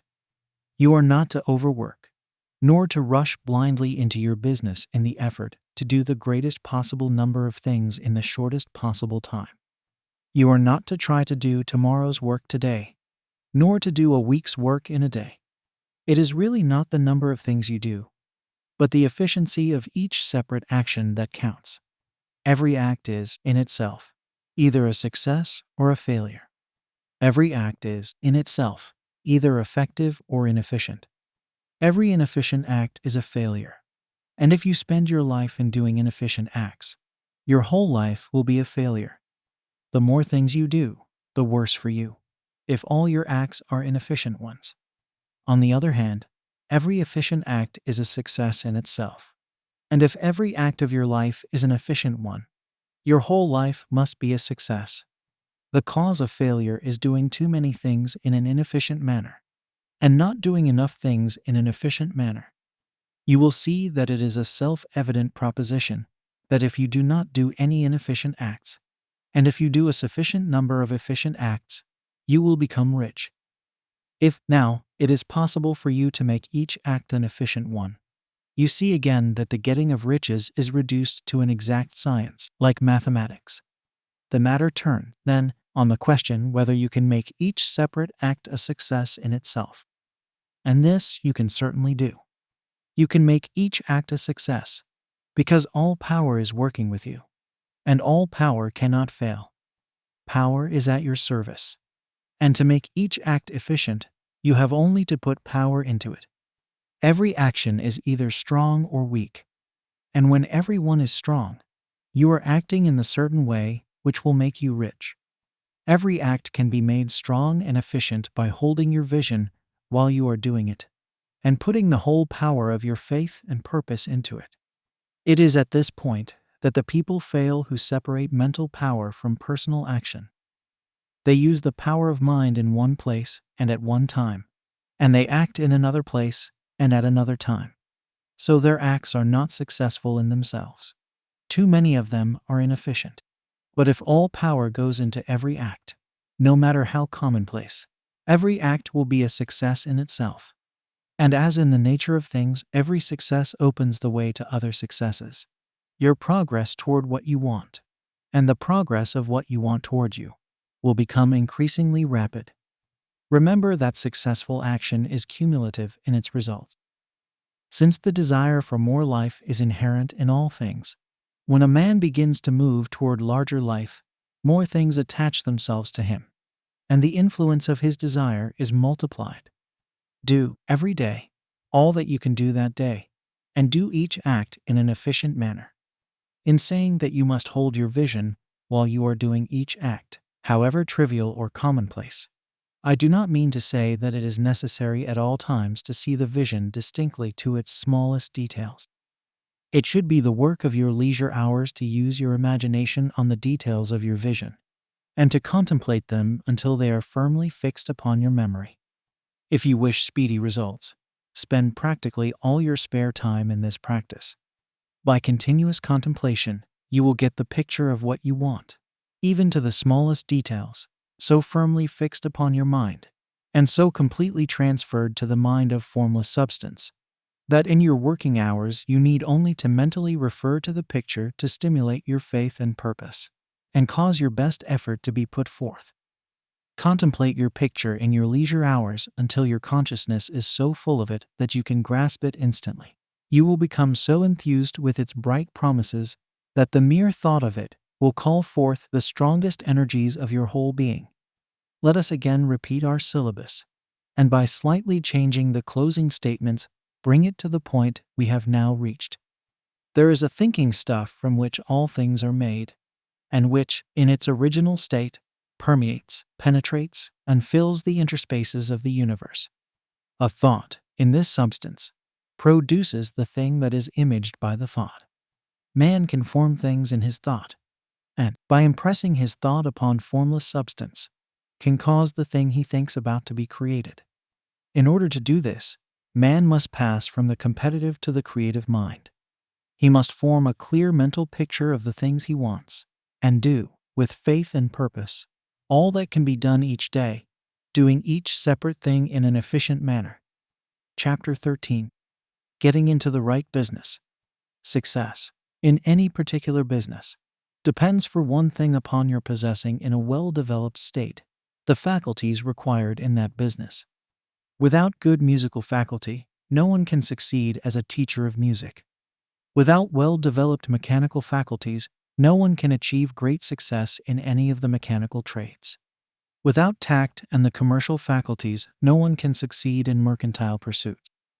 But to possess in a well-developed state the faculties required in your particular vocation does not ensure getting rich. There are musicians who have remarkable talent, and who yet remain poor.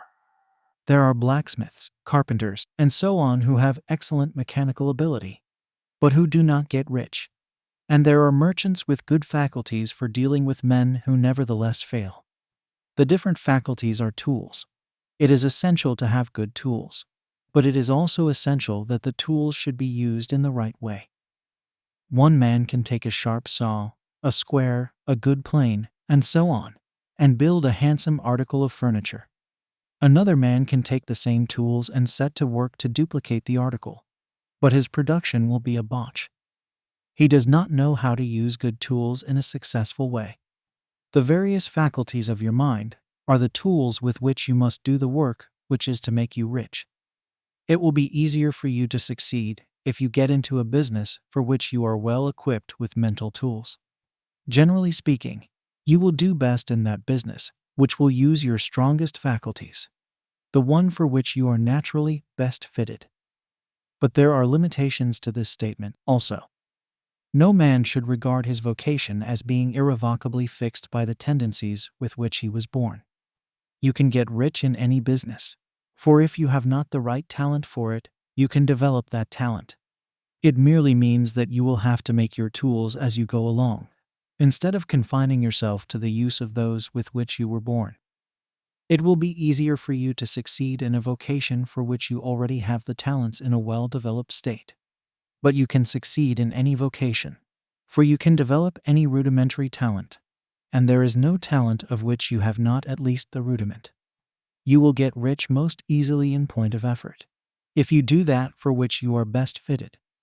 But you will get rich most satisfactorily, if you do that which you want to do. Doing what you want to do is life. And there is no real satisfaction in living if we are compelled to be forever doing something which we do not like to do, and can never do what we want to do. And it is certain that you can do what you want to do. The desire to do it is proof that you have within you the power which can do it. Desire is a manifestation of power. The desire to play music is the power which can play music seeking expression and development. The desire to invent mechanical devices is the mechanical talent seeking expression and development. Where there is no power, either developed or undeveloped, to do a thing, there is never any desire to do that thing. And where there is strong desire to do a thing, it is certain proof that the power to do it is strong, and only requires to be developed and applied in the right way. All things else being equal, it is best to select the business for which you have the best developed talent. But if you have a strong desire to engage in any particular line of work, you should select that work as the ultimate end at which you aim. You can do what you want to do, and it is your right and privilege to follow the business or avocation which will be most congenial and pleasant. You are not obliged to do what you do not like to do, and should not do it except as a means to bring you to the doing of the thing you want to do. If there are past mistakes whose consequences have placed you in an undesirable business or environment, you may be obliged for some time to do what you do not like to do. But you can make the doing of it pleasant by knowing that it is making it possible for you to come to the doing of what you want to do. If you feel that you are not in the right vocation, do not act too hastily in trying to get into another one. The best way, generally, to change business or environment is by growth. Do not be afraid to make a sudden and radical change if the opportunity is presented, and you feel after careful consideration that it is the right opportunity. But never take sudden or radical action when you are in doubt as to the wisdom of doing so. There is never any hurry on the creative plane, and there is no lack of opportunity. When you get out of the competitive mind, you will understand that you never need to act hastily. No one else is going to beat you to the thing you want to do. There is enough for all. If one place is taken, another and a better one will be opened for you a little farther on. There is plenty of time. When you are in doubt, wait. Fall back on the contemplation of your vision, and increase your faith and purpose. And by all means, in times of doubt and indecision, cultivate gratitude. A day or two spent in contemplating the vision of what you want, and in earnest thanksgiving that you are getting it, will bring your mind into such close relationship with the Supreme that you will make no mistake when you do act. There is a mind which knows all there is to know, and you can come into close unity with this mind by faith and the purpose to advance in life. If you have deep gratitude, mistakes come from acting hastily, or from acting in fear or doubt, or in forgetfulness of the right motive, which is more life to all and less to none. As you go on in the certain way, opportunities will come to you in increasing number, and you will need to be very steady in your faith and purpose, and to keep in close touch with the All-Mind by reverent gratitude. Do all that you can do in a perfect manner every day, but do it without haste, worry, or fear. Go as fast as you can, but never hurry. Remember that in the moment you begin to hurry, you cease to be a creator and become a competitor. You drop back upon the old plane again. Whenever you find yourself hurrying, call a halt. Fix your attention on the mental image of the thing you want, and begin to give thanks that you are getting it. The exercise of gratitude will never fail to strengthen your faith and renew your purpose. Chapter 14. The impression of increase. Whether you change your vocation or not, your actions for the present must be those pertaining to the business in which you are now engaged. You can get into the business you want by making constructive use of the business you are already established in, by doing your daily work in a certain way. And in so far as your business consists in dealing with other men, whether personally or by letter. The key thought of all your efforts must be to convey to their minds the impression of increase. Increase is what all men and all women are seeking. It is the urge of the formless intelligence within them, seeking fuller expression. The desire for increase is inherent in all nature. It is the fundamental impulse of the universe. All human activities are based on the desire for increase. People are seeking more food, more clothes, better shelter, more luxury, more beauty, more knowledge, more pleasure, increase in something, more life. Every living thing is under this necessity for continuous advancement. Where increase of life ceases, dissolution and death set in at once. Man instinctively knows this, and hence he is forever seeking more. This law of perpetual increase is set forth by Jesus in the parable of the talents. Only those who gain more retain any. From him who hath not shall be taken away, even that which he hath. The normal desire for increased wealth is not an evil or a reprehensible thing. It is simply the desire for more abundant life. It is aspiration. And because it is the deepest instinct of their natures, all men and women are attracted to him who can give them more of the means of life. In following the certain way as described in the foregoing pages, you are getting continuous increase for yourself, and you are giving it to all with whom you deal. You are a creative center, from which increase is given off to all. Be sure of this, and convey assurance of the fact to every man, woman, and child with whom you come in contact. No matter how small the transaction, even if it be only the selling of a stick of candy to a little child, put into it the thought of increase, and make sure that the customer is impressed with the thought.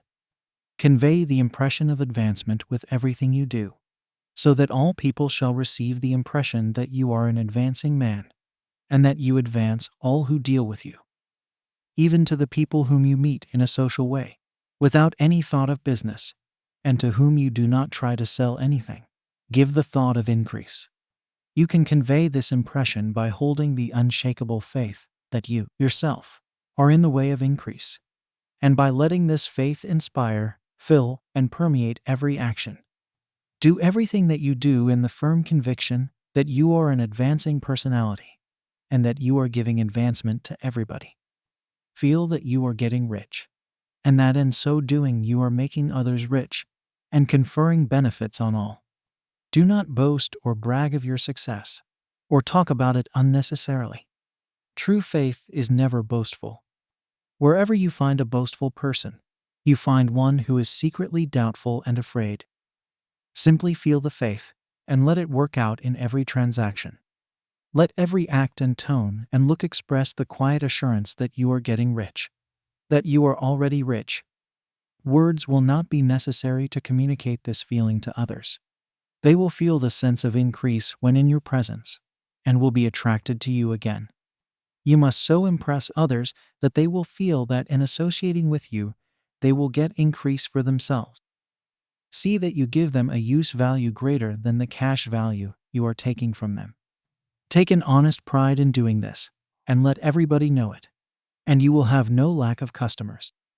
People will go where they are given increase, and the Supreme, which desires increase in all, and which knows all, will move toward you men and women who have never heard of you. Your business will increase rapidly, and you will be surprised at the unexpected benefits which will come to you. You will be able from day to day to make larger combinations, secure greater advantages, and to go on into a more congenial vocation if you desire to do so. But in doing all this, you must never lose sight of your vision of what you want, or your faith and purpose to get what you want. Let me here give you another word of caution in regard to motives. Beware of the insidious temptation to seek for power over other men. Nothing is so pleasant to the unformed or partially developed mind as the exercise of power or dominion over others. The desire to rule for selfish gratification has been the curse of the world. For countless ages, kings and lords have drenched the earth with blood in their battles to extend their dominions. This not to seek more life for all, but to get more power for themselves. Today, the main motive in the business and industrial world is the same. Men marshal their armies of dollars and lay waste the lives and hearts of millions in the same mad scramble for power over others. Commercial kings, like political kings, are inspired by the lust for power. Jesus saw in this desire for mastery the moving impulse of that evil world he sought to overthrow. Read the 23rd chapter of Matthew and see how he pictures the lust of the Pharisees to be called master, to sit in the high places, to domineer over others, and to lay burdens on the backs of the less fortunate. And note how he compares this lust for dominion with the brotherly seeking for the common good to which he calls his disciples. Look out for the temptation to seek for authority, to become a master, to be considered as one who is above the common herd, to impress others by lavish display, and so on. The mind that seeks for mastery over others is the competitive mind, and the competitive mind is not the creative one. In order to master your environment and your destiny, it is not at all necessary that you should rule over your fellow men. And indeed, when you fall into the world's struggle for the high places, you begin to be conquered by fate and environment, and your getting rich becomes a matter of chance and speculation. Beware of the competitive mind. No better statement of the principle of creative action can be formulated than the favorite declaration of the late Golden Rule Jones of Toledo. What I want for myself, I want for everybody. Chapter 15. The Advancing Man. What I have said in the last chapter applies as well to the professional man and the wage earner as to the man who is engaged in mercantile business. No matter whether you are a physician, a teacher, or a clergyman, if you can give increase of life to others and make them sensible of the fact, they will be attracted to you, and you will get rich. The physician who holds the vision of himself as a great and successful healer, and who works toward the complete realization of that vision with faith and purpose, as described in former chapters, will come into such close touch with the source of life that he will be phenomenally successful. Patients will come to him in throngs.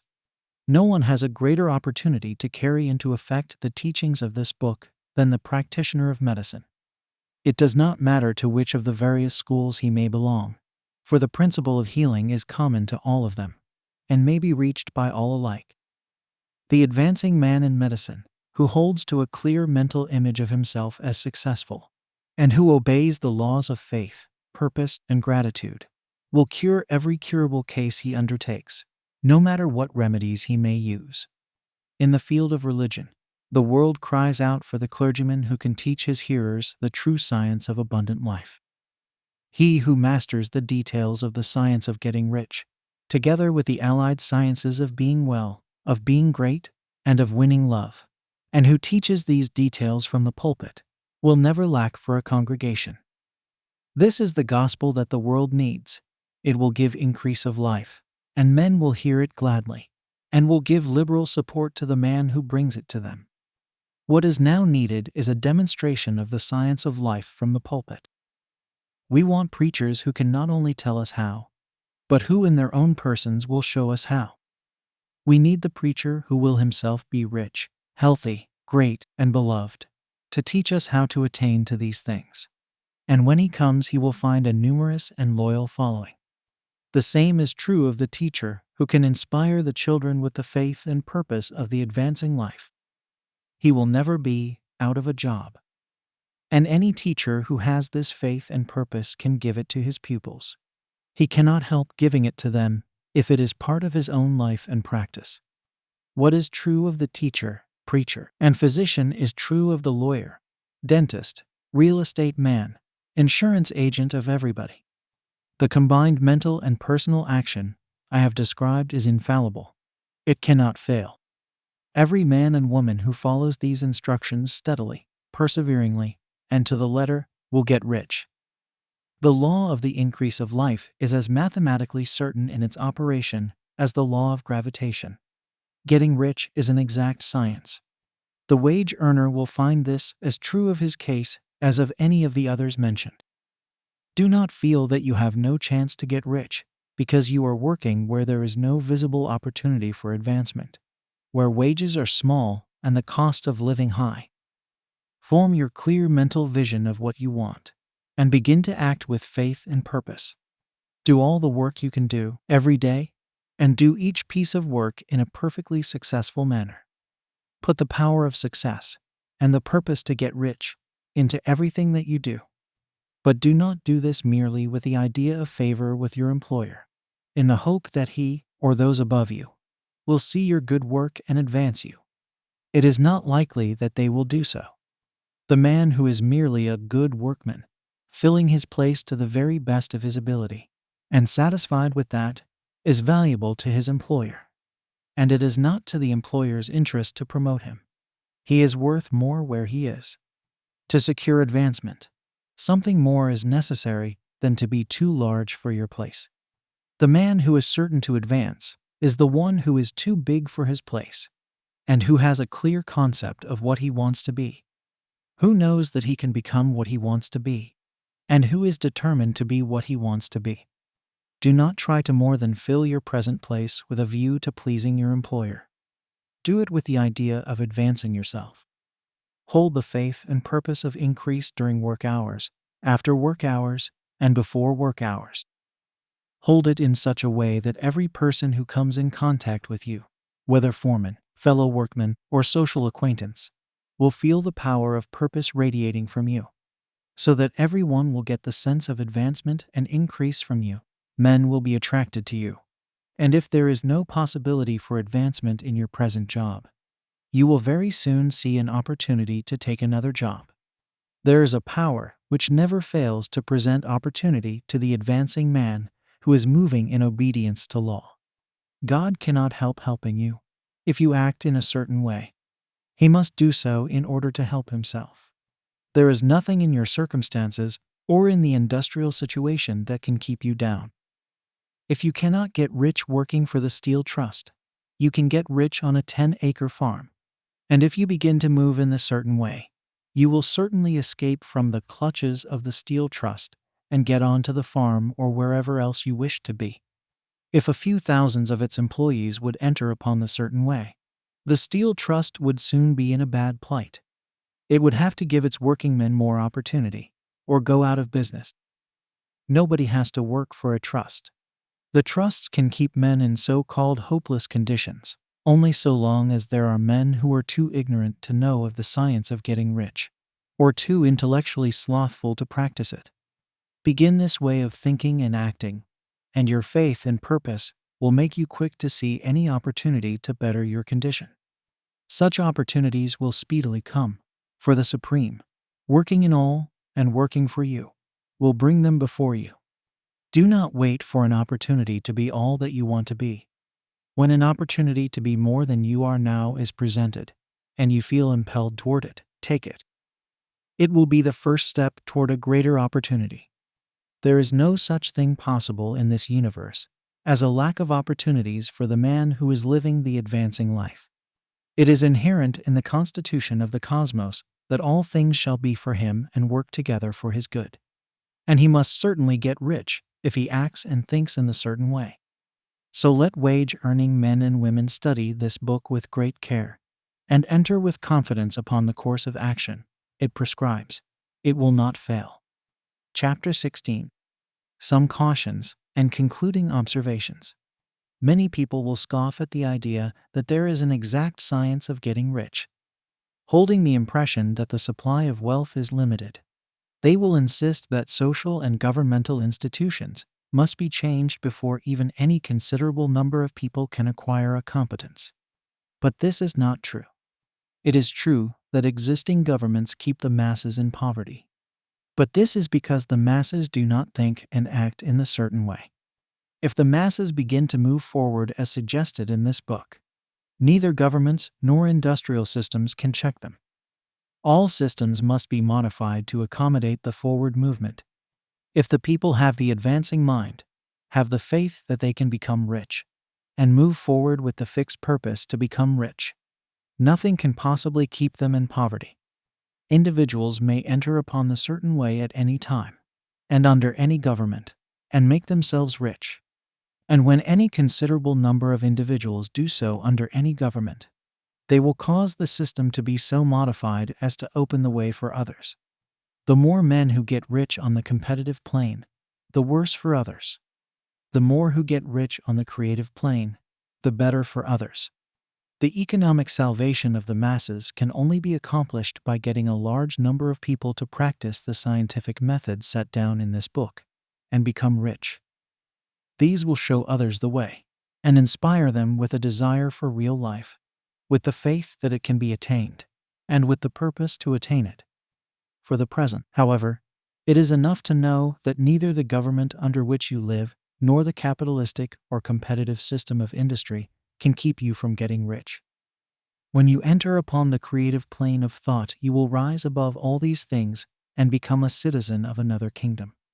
But remember that your thought must be held upon the creative plane. You are never for an instant to be betrayed into regarding the supply as limited, or into acting on the moral level of competition. Whenever you do fall into old ways of thought, correct yourself instantly. For when you are in the competitive mind, you have lost the cooperation of the mind of the whole. Do not spend any time in planning as to how you will meet possible emergencies in the future, except as the necessary policies may affect your actions today. You are concerned with doing today's work in a perfectly successful manner, and not with emergencies which may arise tomorrow. You can attend to them as they come. Do not concern yourself with questions as to how you shall surmount obstacles which may loom upon your business horizon, unless you can see plainly that your course must be altered today in order to avoid them. No matter how tremendous an obstruction may appear at a distance, you will find that if you go on in a certain way, it will disappear as you approach it, or that a way over, through, or around it will appear. No possible combination of circumstances can defeat a man or woman who is proceeding to get rich along strictly scientific lines. No man or woman who obeys the law can fail to get rich, any more than one can multiply 2 by 2 and fail to get 4. Give no anxious thought to possible disasters, obstacles, panics, or unfavorable combinations of circumstances. It is time enough to meet such things when they present themselves before you in the immediate present, and you will find that every difficulty carries with it the wherewithal for its overcoming. Guard your speech. Never speak of yourself, your affairs, or of anything else in a discouraged or discouraging way. Never admit the possibility of failure, or speak in a way that infers failure as a possibility. Never speak of the times as being hard, or of business conditions as being doubtful. Times may be hard and business doubtful for those who are on the competitive plane, but they can never be so for you. You can create what you want, and you are above fear. When others are having hard times and poor business, you will find your greatest opportunities. Train yourself to think of and to look upon the world as a something which is becoming, which is growing, and to regard seeming evil as being only that which is undeveloped. Always speak in terms of advancement. To do otherwise is to deny your faith, and to deny your faith is to lose it. Never allow yourself to feel disappointed. You may expect to have a certain thing at a certain time, and not get it at that time, and this will appear to you like failure. But if you hold to your faith, you will find that the failure is only apparent. Go on in the certain way, and if you do not receive that thing, you will receive something so much better that you will see that the seeming failure was really a great success. A student of this science had set his mind on making a certain business combination, which seemed to him at the time to be very desirable, and he worked for some weeks to bring it about. When the crucial time came, the thing failed in a perfectly inexplicable way. It was as if some unseen influence had been working secretly against him. He was not disappointed. On the contrary, he thanked God that his desire had been overruled, and went steadily on with a grateful mind. In a few weeks an opportunity so much better came his way that he would not have made the first deal on any account. And he saw that a mind which knew more than he knew had prevented him from losing the greater good by entangling himself with the lesser. That is the way every seeming failure will work out for you. If you keep your faith, hold to your purpose, have gratitude, and do, every day, all that can be done that day, doing each separate act in a successful manner.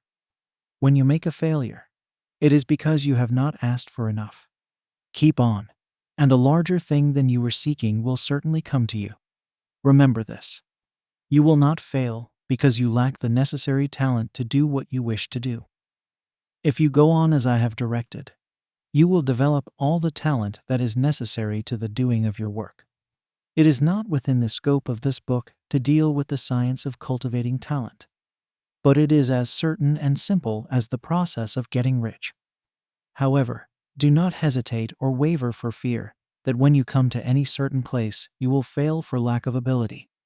Keep right on, and when you come to that place, the ability will be furnished to you. The same source of ability which enabled the untaught Lincoln to do the greatest work in government ever accomplished by a single man is open to you. You may draw upon all the mind there is for wisdom to use in meeting the responsibilities which are laid upon you. Go on in full faith. Study this book. Make it your constant companion until you have mastered all the ideas contained in it. While you are getting firmly established in this faith, you will do well to give up most recreations and pleasures, and to stay away from places where ideas conflicting with these are advanced in lectures or sermons. Do not read pessimistic or conflicting literature, or get into arguments upon the matter. Do very little reading, outside of the writers mentioned in the preface. Spend most of your leisure time in contemplating your vision, and in cultivating gratitude, and in reading this book. It contains all you need to know of the science of getting rich, and you will find all the essentials summed up in the following chapter. Chapter 17. Summary of the Science of Getting Rich. There is a thinking stuff from which all things are made, and which, in its original state, permeates, penetrates, and fills the interspaces of the universe. A thought in this substance produces the thing that is imaged by the thought. Man can form things in his thought, and by impressing his thought upon formless substance, can cause the thing he thinks about to be created. In order to do this, man must pass from the competitive to the creative mind. Otherwise, he cannot be in harmony with the formless intelligence, which is always creative and never competitive in spirit. Man may come into full harmony with the formless substance by entertaining a lively and sincere gratitude for the blessings it bestows upon him. Gratitude unifies the mind of man with the intelligence of substance, so that man's thoughts are received by the formless. Man can remain upon the creative plane only by uniting himself with the formless intelligence through a deep and continuous feeling of gratitude. Man must form a clear and definite mental image of the things he wishes to have, to do, or to become. And he must hold this mental image in his thoughts, while being deeply grateful to the Supreme that all his desires are granted to him. The man who wishes to get rich must spend his leisure hours in contemplating his vision, and in earnest thanksgiving that the reality is being given to him. Too much stress cannot be laid on the importance of frequent contemplation of the mental image, coupled with unwavering faith and devout gratitude. This is the process by which the impression is given to the formless, and the creative forces set in motion. The creative energy works through the established channels of natural growth and of the industrial and social order.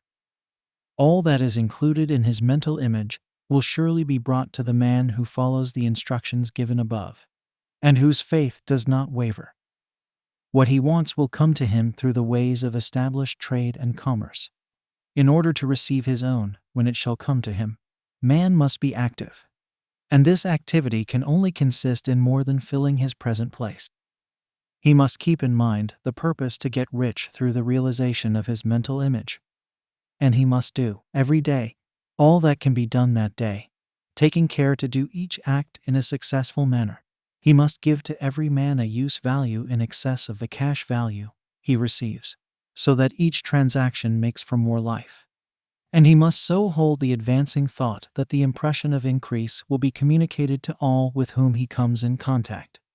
The men and women who practice the foregoing instructions will certainly get rich, and the riches they receive will be in exact proportion to the definiteness of their vision, the fixity of their purpose, the steadiness of their faith, and the depth of their gratitude.